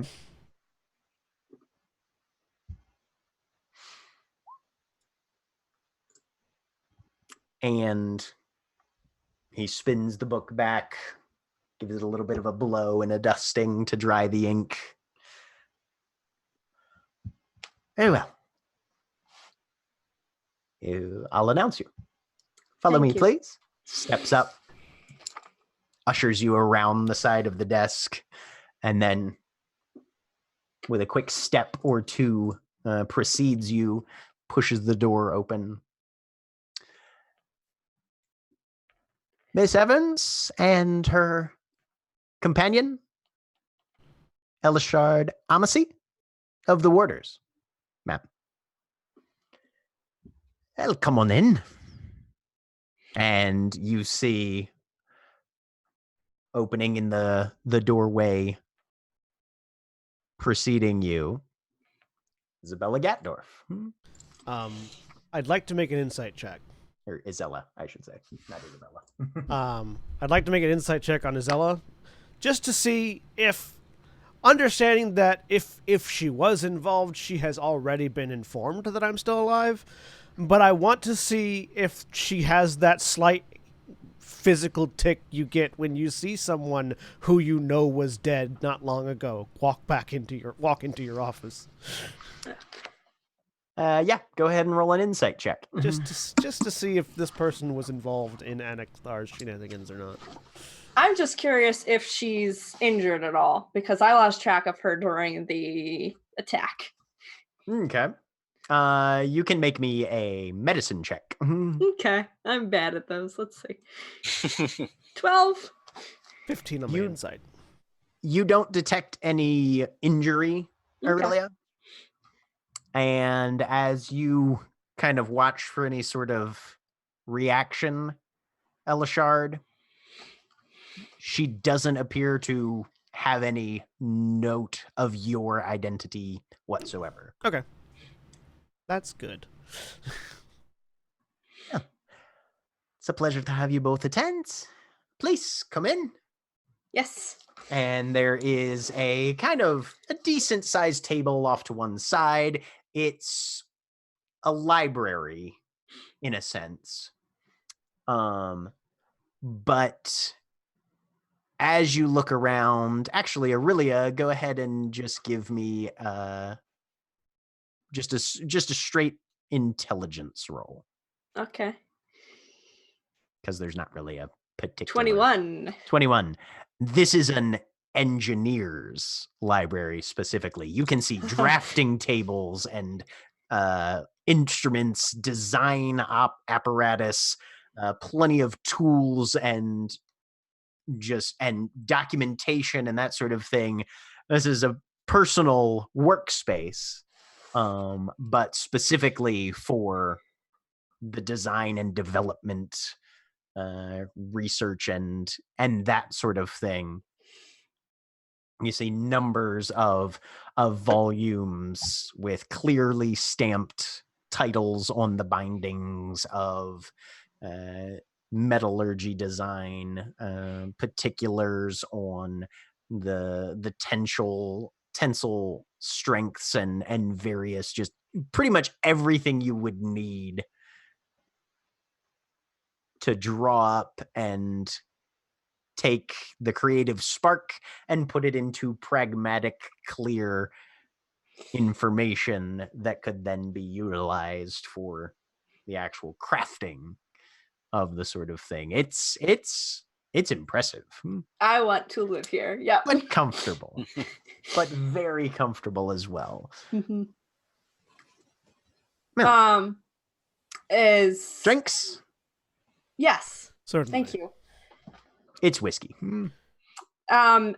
Is it just her in here once the halfling who showed us in leaves? Is it just us in here? Are there servants around? What's the like? Currently, it's just you guys.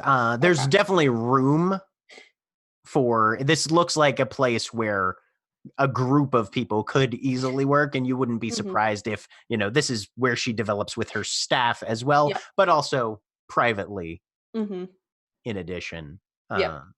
Plenty of records around and that sort of thing.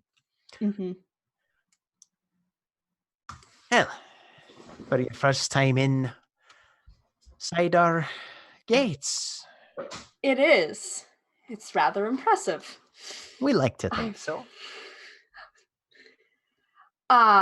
So I had promised to show you some of my designs.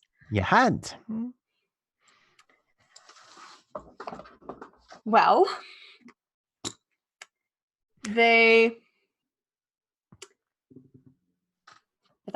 she leads you over to, there's a comfortable sort of like side sitting area still located within access and visual range of all of the working and reading aspects of the design space. Oh yeah, and I am looking at all the things. Oh yeah. Pull open my collar and set Jinx down. Oh, how darling. What's their name? Her name's Jinx. Jinx will give the outstretched hand a sniff, a little bit of a rub, doing the cat corner of the mouth kind of thing along the hand. This is, of course, the point where Cole accidentally stubs his toe somewhere outside. Yeah, just without thinking of it, like through the Jinx rubs up the against. cat's like, "Ow, fuck!" right in his face. God damn it! Azella pulls her hand back. So, show me what it is you have to offer. I have this, and Aurelia will reach sideways into the rip in reality. Into empty air. Yeah. And you're pulling out your gun, I assume? Pulling out the gun, yeah. And she has done, like, she's taken her best looking, her best, like, and not the most clearly labeled ones, like, they're going to be the design drawings, but they're going to be kind of vague. Okay. She's wrapped those, like, around part of the stock, probably, because she's deduced that you can put stuff in and on the gun and it will stay attached to it. Yep. So she does that. Pulls it out. There's a spark in Azella's eye as she watches you do so. She's eating this up. She's very, very pleased with what you're providing. Which of are you handing them, or are you simply holding them? What's the I am holding the gun, and I will hand over the drawings. She accepts those, Blueprints. carefully sets them on a little side table and begins to look. Yeah. Do give me a description then. What am I observing here? It is a weapon that fires projectiles through the application of pressure and a small controlled explosion. Fascinating. This is some brilliant work. Is this all your own? Yes. Or do you have a staff that is... Oh. Well. No, it's quite effective, reasonably efficient. Looks like... Okay. And then you simply aim and fire, then... Looks like you've got space for several shots before I assume there's a reload process. Yes. Well. With training, it can go quite fast. No, I can see that being the case. What's the effective range on this? As I look real quick, because I don't remember. 80 feet with accuracy. Farther, if you don't mind who it might hit. Wow. You've a creative mind, Miss Evans. And is this something you're planning on arming the Warders Force with, given the option? Looking over towards Elishard. I think that would depend on who the Warders are fighting for exactly. Are an idealist? Yes, strangely. Takes all sorts in the game, Miss Evans. I'm not surprised. So, if this design were to be placed in the hands and production line of GNC, what sort of remuneration or terms would you be looking for? Question. As I try and think of something real quick. Question. Because I didn't There plan were any of that. three Okay. in-character conversations about Aurelia needing to think about this in advance. Yeah, listen, Under- I've gone through like 15 different options. Understanding an amount of Aurelia's thought process in that it's an in-the-moment thing. Yes. Could I think of what would be a reasonable type of remuneration that I might be familiar with from a perspective of from warders working with Gatdorf, particularly that I am a Stormways warder who we work with them. Yeah. So Yeah. You can. Yeah, sure. Give me a history check. any sort of advantage. Yeah, I'll give you advantage on this with your background and affiliations and that sort of thing. 16. Now comes the fun part of every adventuring party, trying to sell things. Yep. So here's like it's difficult to establish to an extent what would be reasonable because yes, there is kind of no precedent. Yeah. Because as far as you're aware, most of these sort of negotiations and things obviously can proceed in a myriad of varieties. Yeah. But I'm looking at basically my thought is if I know what other weapons designers might have been in the ballpark of, shoot for 25% over that to start negotiations. And then my thought was I was going to proceed that with Aurelia had previously mentioned that perhaps this might be worth da da da da da da da. That way I'm putting the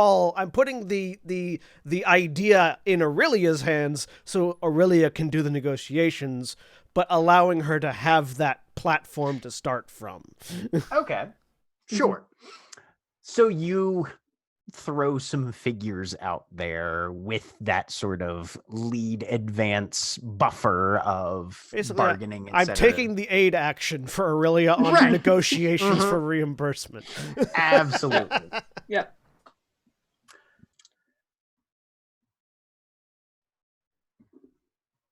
Baron Azella kind of gives a little bit of a thought and a nod and a raised eyebrow, and then I'll also throw in,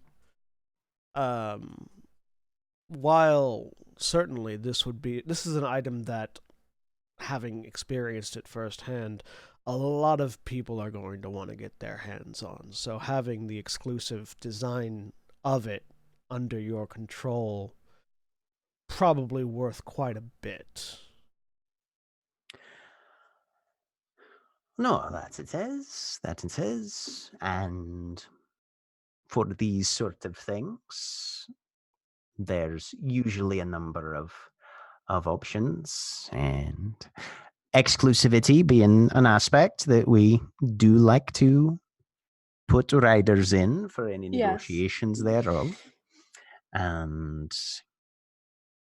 there are more or less two general approaches that we usually take. Either flat acquisition, where you turn over your designs. There's a perpetuity clause where you either come in and give us regular, consistent provisions, or there is a wholesale where you alleviate us of any concern that we're going to see further development of this on your end. And basically it's either they can bring you in and you more or less become an employee of Gatdorf and Chamberlain and are therefore involved in the continued development of this, or you say, hey, here's my idea. I'm never going to try and do anything else like or with this again. It's all yours. Yep. So going for the Would be first typical option for there, the game. because that's much more useful. Gin tells they can shoot fireballs. Well, of course, that's no more than I would expect for a lady of your academic prowess and obvious creative bent. And we could definitely see to, at some point in the future, bringing you on as an open employee. Now, of course, there are the limitations that we're a bit under, given that you are not a member of the current official Stormways Compact. So that does vary things up a bit. But, Are you sure you want to keep going with your current official compact, given the changed conditions of the playing field? in terms of the attack, when that so rapidly followed our first meeting. Yes. Endless designs. Yes. Well, it's not that GNC itself has a direct contract or agreement or any sort of alliance with Flame and Stone. But the public pressure that might be exerted even under normal circumstances, it's very important and somewhat fundamental to Gatjorf and Chamberlain to continue to portray ourselves as a Stormways entity, first and foremost. What I'm saying is, we can do a bit on the side, under the table, as it were, but until the game is concluded, we're not going to be able to openly pursue these sort of things. You've crafted this you've produced a working prototype, and it's taken you how long? How long has it been? It's been like half a month since the advent of the game. 2.5 weeks. This would be a 5 week. I don't remember how many months are in your system, but yeah. Oh, in terms of the average, yeah, it's a 5 week. Yeah. Month. 2.5 weeks. Actually, 2 weeks. We were in the Underdark for a while. I didn't produce while I was there. Huh. Well, you've produced this in 2 weeks, and so with that in mind, yes, there's a fair bit to consider regarding the game and its progression. So, Elishard? unless... Well, it really is talking to me in my brain. Hang on. Yeah. Okay. Elishard, as I look over at you, Elishard, do you mind if I bring your situation into this? I sort of lock eyes with you and just shake my head. No, you don't mind. Okay. No, That's a difficult. Go with it. Go with it. Go Want with to it. confirm it. There is a visible flinch and the indication of a face palm if I could bring my hand up to my face. So that's a no. Give me an insight check, Aurelia, because he I can't knew respond. the second I you can't shook re- your head. Yeah. Respond back. Yeah, no, I But it's the thing we keep saying. You can only say so much No, with a glance. absolutely. That's why I phrased it that way, because I can't say out loud. With a 13 based on Of all the times you'll want a nat 1. right, yeah, but no, you are Aurelia. He's pretty much saying, no, don't do that. Okay. Sorry, I interrupted the conversation. Where was she going with this? She sees that happen. You can obviously tell that she sees that happen. Mm-hmm.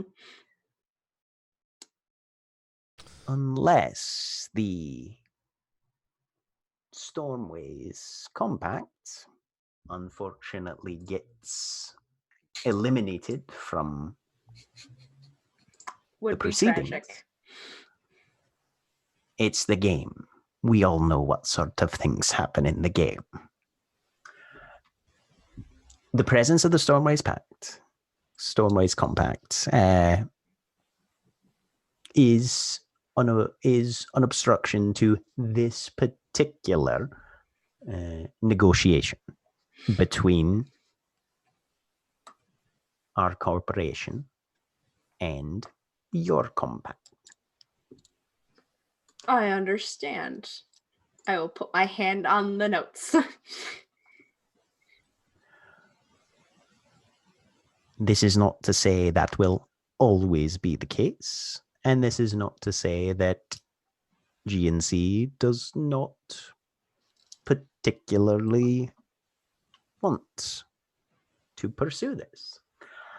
I would be happy to negotiate, say, an engagement wherein we can provide at least a sort of tentative commitment where, and she kind of narrows her eyes. Fuck it, I'll just come out and say it. We're going to pay you some money to not take this to anybody else until we can figure our shit out. What was that last bit? We're going to pay you some money to not take these designs to anybody else until things are at the point where we can actually do an total negotiation. She's willing to put don't you take on it anywhere retainer. else. She's willing to put you on retainer Okay. while not actually doing anything yet. You're getting paid to not sell this. Right. They're pre-ordering. Yeah. I accept. I will scoop up my papers, take it and the gun and shove it back into the hole in reality. And as part of that process, because I'm moving my hands around and like she might not know exactly what's going on with that, I am going to attempt to cast Detect Thoughts. While that is happening, without being noticed. While that is happening, I'm actually going to address Isella, not knowing that Aurelia has cast Detect Thoughts, but say something were to tragically happen to the Stormways Compact. How would we reconnect with one another on the subject of negotiations?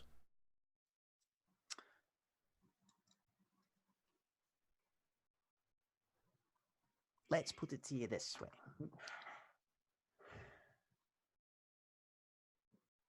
I'm certain that the presence of a not insignificant proportion of your compact's membership showing up at the gates of GNC today has not gone unnoticed. Ideally. But for more things happening in the future, we would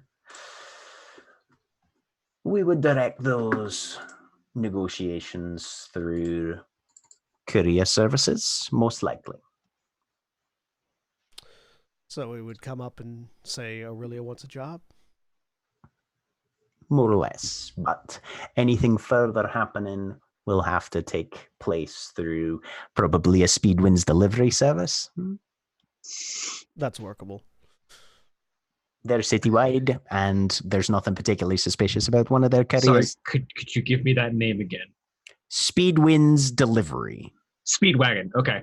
No, speed wins. It's a JoJo reference. Sorry. Okay. I mean, I was going for the Mr. Rogers reference, but hey, whatever works for you.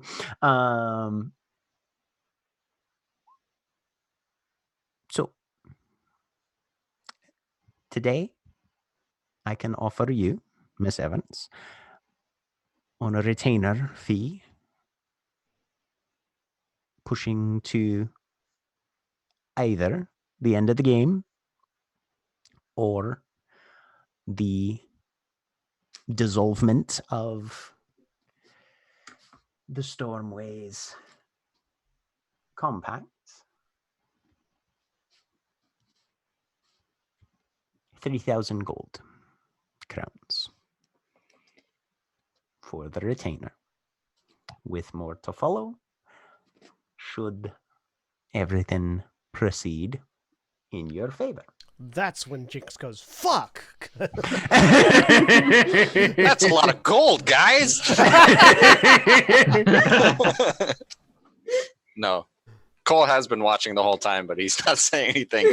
Okay. Good, He'll be like, when he hears 3,000, he'll be like hitting Diamond's arm. It's like smacking Diamond's arm. He can't hear it going, what? Right, and Diamond's going, that doesn't mean anything. Like, actually, Diamond probably goes like, what? Do we need to jump the gate? Are they in trouble? I love it. Did I manage to get my spell off without her noticing? Give me a sleight of hand. 'Cause Yep. That's really the... Did my coincidental conversation distract to give advantage? Not particularly. Damn it. Dang it. All right.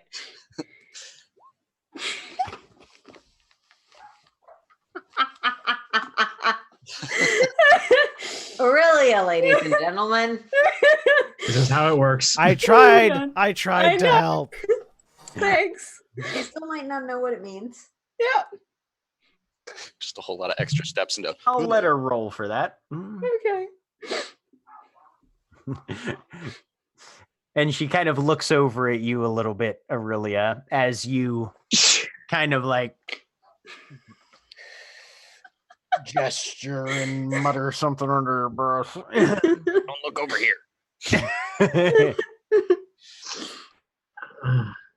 She holds up a finger. With a 5, I'm like also looking over with a what the fuck are you doing look.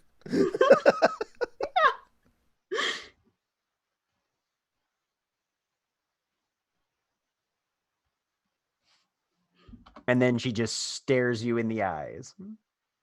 What do I get off this? I'm You can gonna give me go. You can give me an insight check Sure. at... Oh, that's right. I mean, she doesn't get a saving throw, I don't believe. She gets a saving throw if I probe deeper, if you which probe deeper. she You're noticed. just trying I'm to... doing it. I'm gonna do it. God damn it. That's the opposite of the good idea. Okay. I'm full of All bad right. ideas. It's okay. It's all right. We all know. We know. what We've everyone- played with you before. Yeah. Ow. So your initial surface thought is, well, fuck, this is bad. Mhm. And you're probing deeper? Yep. What are you DC looking is for? 14. I'm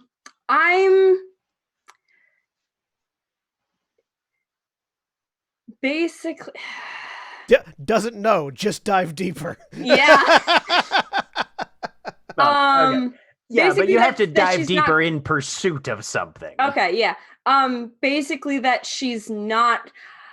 I'd probably be mostly worried about her going and telling the other compact. There The- doesn't seem to be any Anything there? idea or pursuit of that concept in her mind currently, no. Mm-hmm. Not until you invaded her thoughts, though. You don't know. And then I pull back. And now she is very loudly singing a drinking song in her brain. Does she notice if she doesn't Yeah. If she made the save, then The either spell way, breaks and she either knows. way, yeah, either Oh. way, the target Right. knows. Yeah. Okay. She's right. Mm-hmm. Yep. Mm-hmm. Yep. I just smile. Thank you. That will be quite acceptable.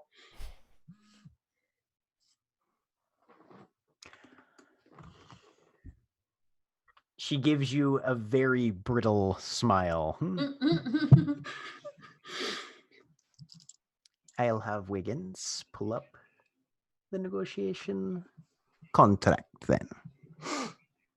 And she stands up and gestures for you guys to go to the door. Yep. Head to the door. Exit. Okay. Over the next 15 minutes or whatever, there's a slightly awkward signing of a contract. You get the idea that probably things would have gone a lot smoother if you'd managed to if you'd managed to get off that spell without her noticing that you were casting something, but or hadn't cast it, or just hadn't cast it in the first place. Yep. Either way, things would have gone much smoother if that whole incident had not just occurred, but that is the agreement that is being processed. Once we're on the way out, and the money is transferred. Yep. On the way out, I'm just walking next to her. Really, I'm just gonna say very softly under my breath, while yes, not everyone in the city does magic, that doesn't make doing magic at them any less of a off-putting experience. It also is a really bad way to show that you're interested in being a good partner.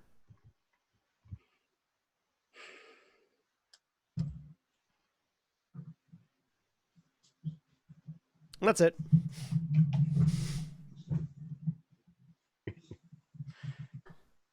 And you are rejoined by your group at the gate. But before that happens, we're going to dial it back a little bit because there was potentially one thing that happened while you guys were waiting. So two parts to that. One, I'm assuming we can just hand wave. I did the errands. You definitely did the errands, yes. Cool. Does Woden get back first, or does the other group get back first? Woden gets back first Okay. to the Hawkshead House. Yep. Unless Cora does not want this to happen, which would be fine, I'm going to try and pull Woden aside for a conversation. That's fine. Oh. Cora's probably meditating off in their room. Okay. Which I want to point out is the room. We don't have individual rooms. But while there's nobody in there and they're meditating, it is their room. Yes, valid. We need a bigger house with more rooms, is what we're saying. Yes, We're we working on do. it. We want One to move not in. own, no, one that we Especially don't- when people are dating now and Oh no, I'm not muted. Ugh. Sorry, I'm like, So "All right, anyway. baby, what do you want to play?" Pulled aside. Yes, pull Woden aside. So I think there's something we need to talk about. Shoot. This has been mentioned vaguely, and obviously we're all warlocks and have our own.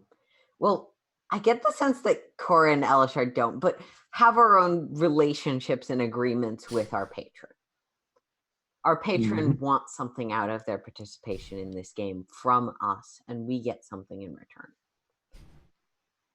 Roughly. Sort of.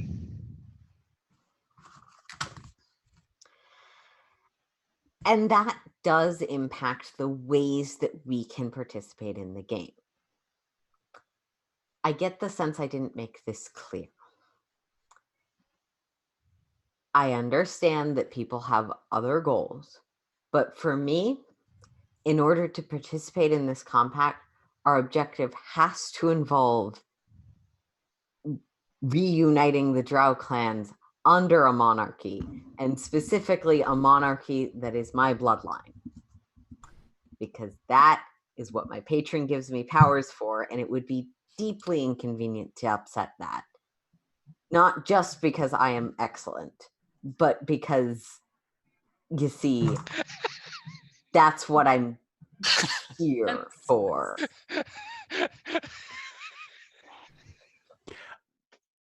You got to work on your ego around the rest of the group, by the way. You have You're seen not- me interact with the rest of the world. Oh, God. Would I all have. be mute if you're gonna do this, except for the GM in case he needs. I'm sorry. I just, I just had to die because of the irony of this conversation. Yeah, That's my bad. I get it. It's totally fair. Look, you have seen me around my own people. You've seen me in negotiations with the Duragar at parties. I can keep my ego in check. I am pretty good at it.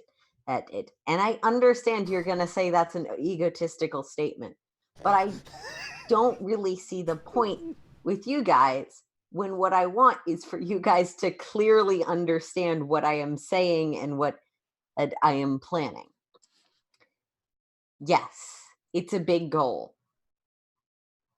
Cole wants to turn into birds or something. I don't actually know. Cora wants to destroy her patron. You want Kraken thing. Elishard wants to destroy nobility, and Diamond. Well, I'm not exactly clear on Diamond either. But we all have restrictions and capabilities based on our patron. So there are some lines we're not able to cross and some restrictions we're all working under. I'm hoping that we can find a way to come to an amicable agreement where we're working towards the same goals because we are a compact and should be. But I'm laying out what for me is the non-negotiables. You said a bunch of stuff that I already know, so I'm going to presume that there's a point here that I don't already know.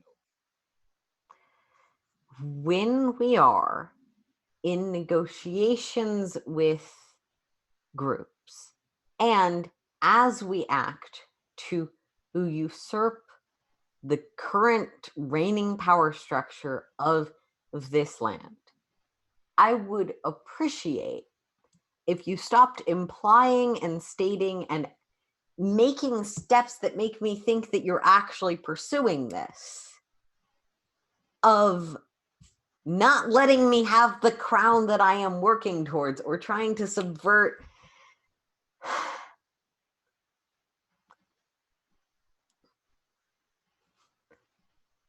Your goal is to be Queen of the Drow, if I'm not mistaken. Yeah, and guess what's going to make that a lot harder? Some random, I don't know who you have, that has their own ideas, and we've got an idea guy for the future of Conflux that might not be. Might I remind you that the Society of the Undergrass and the Society of the Surface have never been the same society. Not once. Whatever happens on the surface does not prevent you from being Queen of the Drow. But through the process of this surface usurping, I need to become Queen of the Drow. And what you're doing is making that harder. How? When I am saying, hey, the undergrass might be seeing its own changes in some parts, and the influence the undergrass is so, because, we're probably going to need forces to change the surface. and those forces are ideally going to at least partially be my people, and we're negotiating the different undergrad people. Going the whole nudge nudge democracy thing is a little bit. And You got and democracy there's clearly out a of struggle somewhere. for words and just a switch to undercommon. Counterproductive.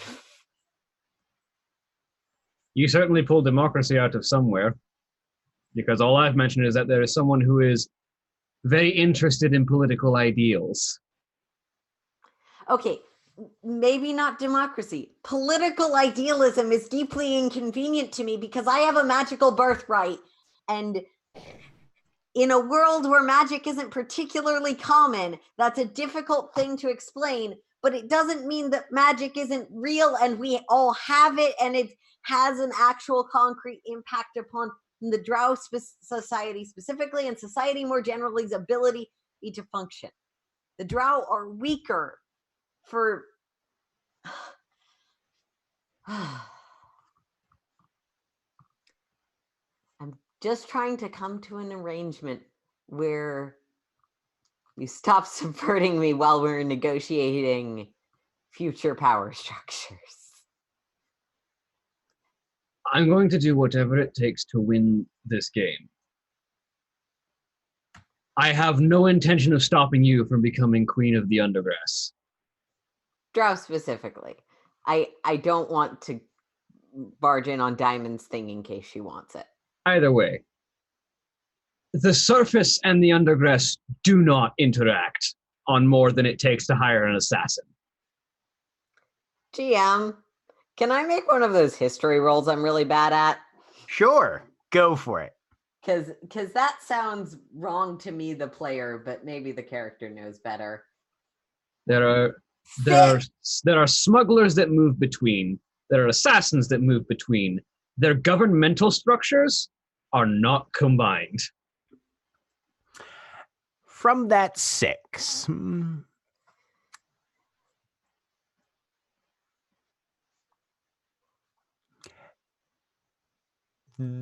the Wotan's stated understanding of the interactions and combinations of undergrass and surface governments is in one sense fairly correct. From that 6, that's what you can say. That's the most politically neutral way you could have said that. Yeah. Yeah, no, I realize I got a 6. Yeah. Right. Look, But yeah. I have a +1 to history. Yep. I'm taking a fucking skilled feat so I can get proficiency in history and be slightly better at it. Roll an 8 when I completely fail. Do you have any more inspiration left? I do. You know what? Zoe is petty and wants to win an argument. That's why not? It's not going to help, but why not? I'm so excited for this to be a 1. Oh, okay, nice. that's not bad. 6 + 8 is 12, 14. 14.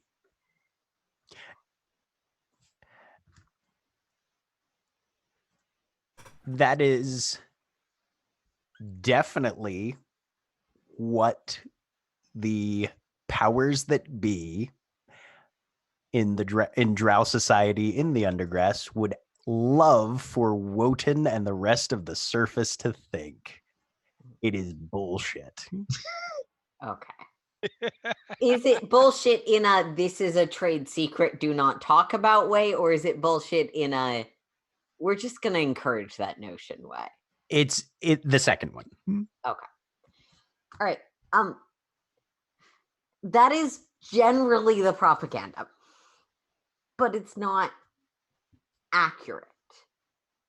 The economies are interlinked for the vast majority. I'm not entirely sure about the Dow, but most of the Undergrass and the surface. The These societies are interlinked. We have people in political positions above to allow what's below to happen.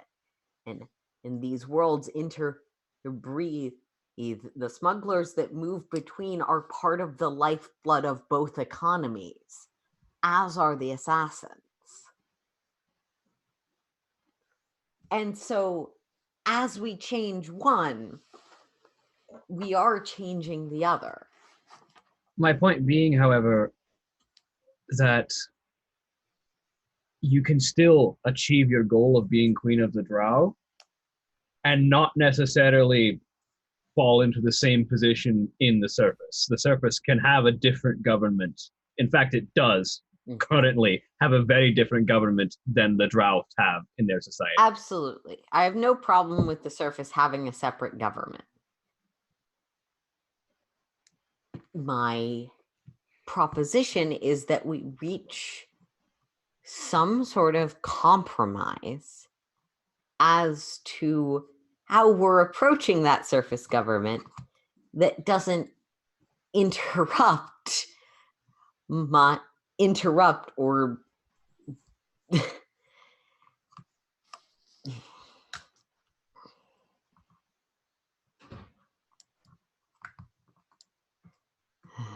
Well, you've already stated that the surfacer's knowledge of the undergrass politics is basically non-existent, so I'm not going to be able to tell when any of that would get in the way.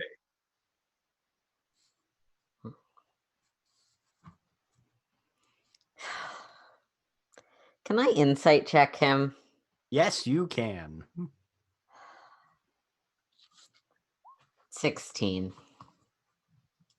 You're basically getting a stance of, well, give me what the fuck you want because I'm going to move forward to win. And if I'm going to win with you helping, I need more than just don't try and win. Is that like the actual stance, or is that Yes. something that... Okay. He's not being deceptive right now. It's very much a, give me what you need because I'm going to move forward. And if you want me to move forward helping you, I need to know how. All right.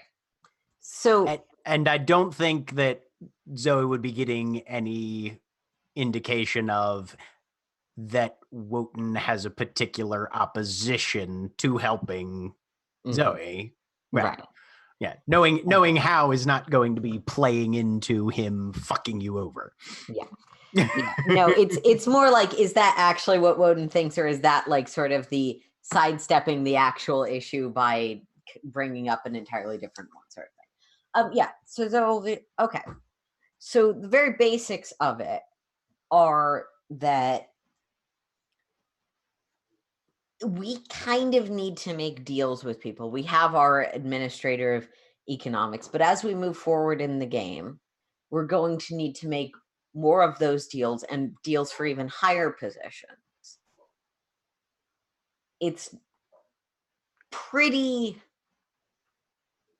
counterproductive to bring in political philosophers and political idealists because we can't control those, and those don't necessarily get along with our professions. See, that's where I disagree, because the works of the philosopher and the work of the idealist are how you get people to work with you. Yeah, okay. So specifically, we need political philosophers that are willing to tailor their philosophy to our end goal, not our end goal to their philosophy. If you can find some of those philosophers, we're on the same page. Well, considering the man that I've got in mind's biggest goal is for the people of Conflux to not get the shaft most end of the days, I have a feeling there's negotiation room. As long as we have control of them crafting a message that's ours, great. And if it doesn't stop us from being able to trade for those positions and the influence that we will need.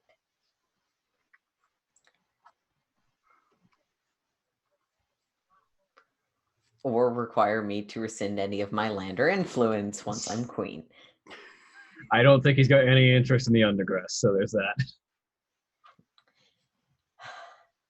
problem with ideals is that they often don't understand borders. Well, ideals are honestly, perfect that for was more than I was expecting to get, but ideals and philosophy are perfect for propaganda. Yeah. I feel like we need a propagandist more than we need someone who actually believes their things, but No one gives a speech when like you someone can't who have a believes what they're sword, take a dagger. talking. No one gives a speech like someone who believes what they're saying. But there's some people you can pay to believe what they say. We don't exactly have a massive influx of money right now. Really, Well- it's going to Gatdorf and Chamberlain this afternoon.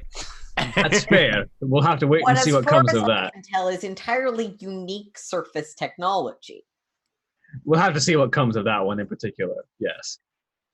Also, we're going to raid some smugglers who have been taking in enough cash to support a district that has walled itself off. Mm-hmm.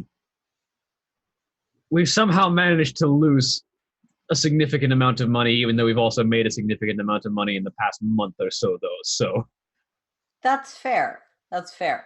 One more thing that isn't necessarily I won't compromise on our long-term ideals, but I think that you might be in agreement with me on. We need to go house shopping at some point because we keep saying we're going to move out. And then absolutely. That's why I asked the runner from the Deep Guilds to look out for any open space they've got. All right. I'll see if there's any other ideas. No chance that you can steal us like a houseboat or something with enough space for. I'm working on things like that. That's not a good idea. And however many people we currently have. And an octopus and a noose, yes. Also a small forge operation.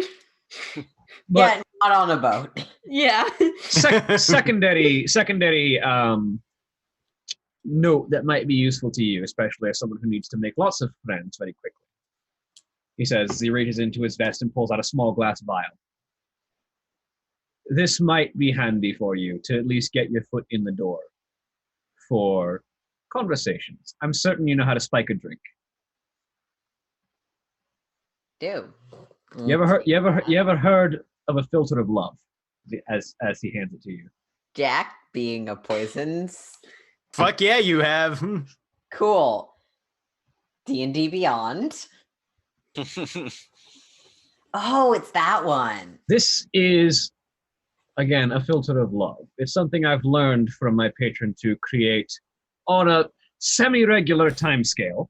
It takes about a week of preparation to be able to put everything together. But I think that'll be very useful for getting our foot in the door with specific people we need to talk to. Absolutely. Yeah, I can make that work.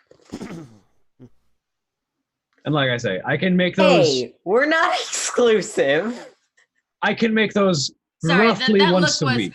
If Woden thought that Diamond needed that to hook up with That's Cole what- and Zoe, No, I'm that's what- that's- upset. No, he those particular moments where he pulled it out. Should I do something hilarious that'll waste this potion? Nah, put it away. I can craft those on roughly a weekly basis. Great. Well, we'll start working on this. Though, I have the best, worst idea of the other way we could use it. Oh, I'm sure with access to these potions semi-regularly, our group will find absurd, useful, and also idiotic ways to use these things. I've always thought that those that talk very loudly have more in their brains than they ever say. There's nothing more in Torvald's brain than what you hear coming out of his mouth. I checked.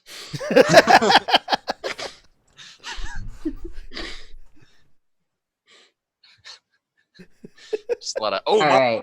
Yep. That's where Zoe's gonna end that conversation. I'll leave you to that. You gave the evil member of the party a filter of love. I did. Terrible. Yeah. I'll have another one next week for whoever I feel like could use it. Out of curiosity, Jack, is there a paper person on the corner of the Gatdorf and Chamberlain area? You're muted. Like a newspaper seller? Yeah.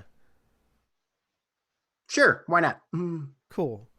When we get out, two things. One, I need to take a walk if you guys would come with me, and two, I need a newspaper. No problem. I want to grab a newspaper, and then I am walking west. Roughly a block. All right. Before you get to the gates, though. Okay. Because this may inform. Yeah.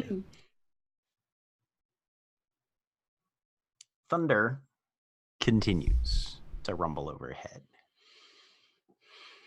as the two negotiators for Aurelia go inside. Some time passes. What is Diamond doing on the outside? Just waiting? Yeah, I mean, she's hanging out with Cole and Rorik and,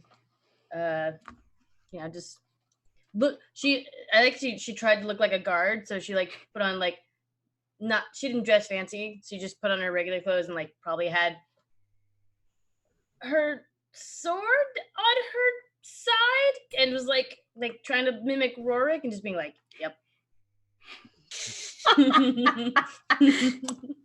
And occasionally talking to Cole, but mostly trying to look like if something happens coming in. Okay.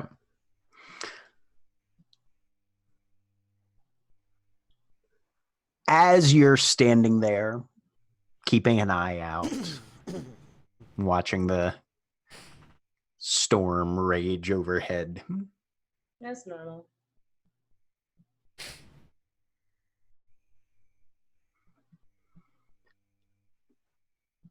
someone steps up to you Cool. as you're watching.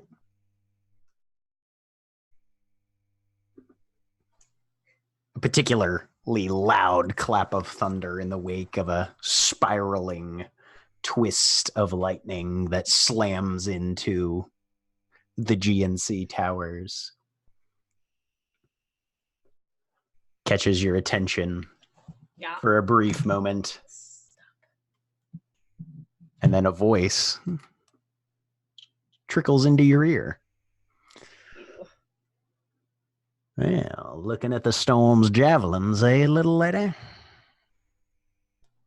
And standing nearby is a man in a heavy coat, broad-brimmed hat, rain pooling and drizzling off his brim like a waterfall. He carries a thick, oiled leather satchel in one gloved hand, the other hand buried in his coat pocket. I'm so sorry. Can you repeat what he said? I was distracted. Looking at the storm's javelins, eh, little lady? Yeah. Just kind of waiting for my friend to get done with her meeting. I'm used to the storm here, though. Then you'll need some tools. And the satchel hits the ground with a heavy thud and jangle. And he pulls something out. I'll sell you one for cheap. You're bound to need it sooner or later. Sky talk can be deadly to us Earthwalkers. What? And in his hand, You can see the lightning rod that he's holding out to you, hammered and shaped into a half crescent, half cross. Around the rim of the main shaft, little embellishments have been soldered on. The entire surface of the rod is finely scratched and etched with various languages, gibberish names, numerals that add up into incomprehensible sums, and little pictographs of animals, mostly with bristles, mostly the type with bristles and claws. Does Cole see this guy? Cole and Rorik are off to the side, and they seem a little distracted by something else. Cole's looking through the eyes of a cat, remember? Cole is frequently shifting off to look through the eyes of a cat. Yes. True, but Rorik is my bodyguard. Mm-hmm. So if he's distracted, I would like to roll an insight, please. Okay. This guy is selling you lightning rods in the middle of a storm. In the middle of stormways. I That love seems him. weird. I love him. Please get one. Jeremy, we can't hear whatever it was you just said. Run away. He talks like a Stephen King villain. I mean, yes. He also Folksy and charming and ominous. He also talks like my patron. His accent is nowhere near what your I was about to patron say. sounds No. like. It doesn't sorry, it doesn't sound like Okay. phonetically like my patron, but like the mannerisms are very similar in that like not quite saying things in riddles and things like that. What's the price? Your soul. Look, man. Getting struck by lightning.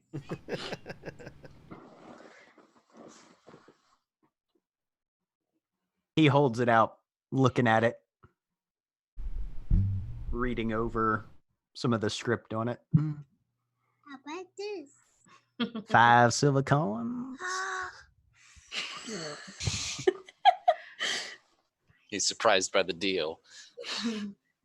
He is. He should be. Mommy's also surprised. He can't hear anything. He doesn't know what's going on. Oliver just knows.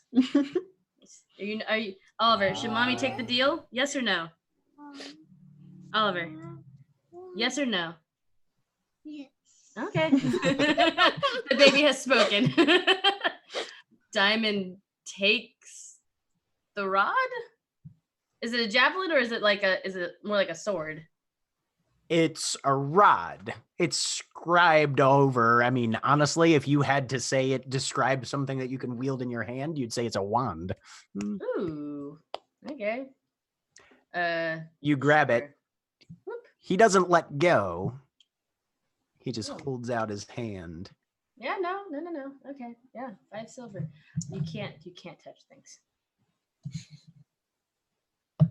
I know. You're upset with me because I won't let you touch All right. things. So you give 5 him 5 silver? Yeah, sure. Read close, little lady. Read close. He slowly lets it go into your hand and starts putting the coins back into his pocket.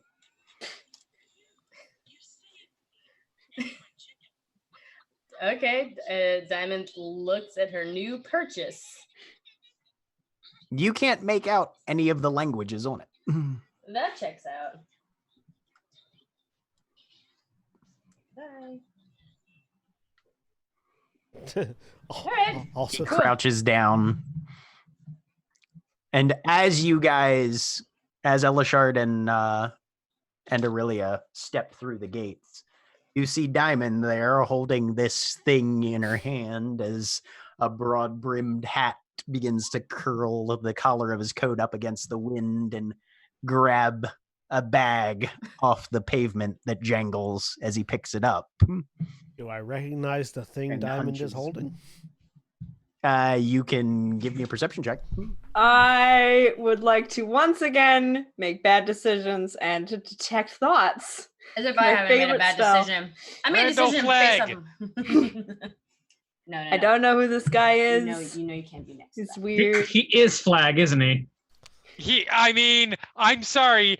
Everything I've heard is Randall fucking Flag. I made a 6, yeah. so no. Perception check. You can see she's got a lightning rod in her hand. Oh. He's looking down. I'm gonna cast a spell. May just And- be from a place where there aren't well, there are but they're not particularly lightningy. Isn't that incredibly dangerous? Yeah, like, is holding lightning rods a thing we do in Stormways? There's usually. lightning rods on literally almost all the buildings around you. Yeah, on Yeah, the but the buildings, people not are in holding your them. hand. Yeah, Oh, isn't but- that why we put them on buildings in lightningy places? Yes. Okay, thank you. So you cast Detect Thoughts on him. Yes, I do. What's Surface thought in his mind. Well, ask me that question that you have then. Go on. Run! I hear you Run! rooting around in there. Ask me. Run Who away! are you? Name's Tom Fury. Who are you? Does Tom Fury mean anything to me? It's a name. Okay. You need yourself one of my lightning rods too, ma'am? Not sure what's it do. I got the only lightning rods in the city that hear, feel, and know and sass back any storm, no matter what tongue they speak.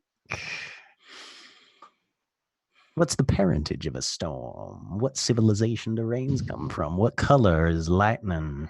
Where does the thunder go when it dies?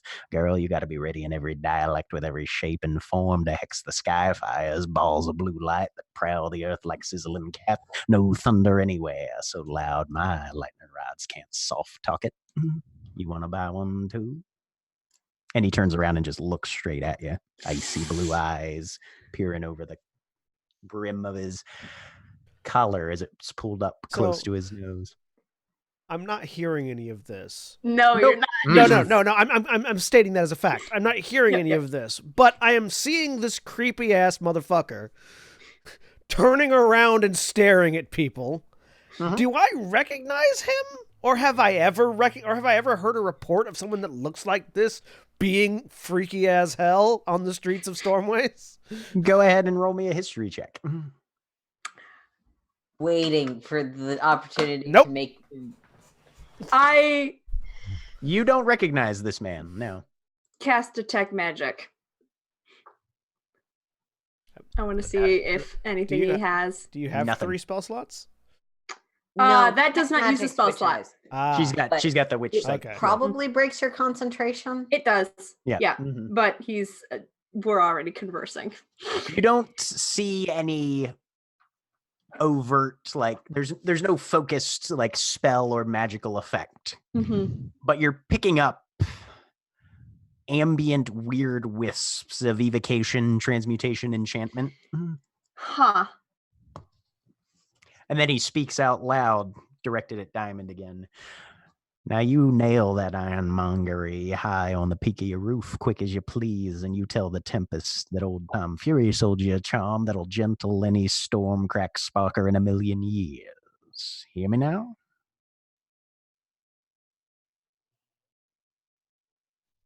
Sure thing.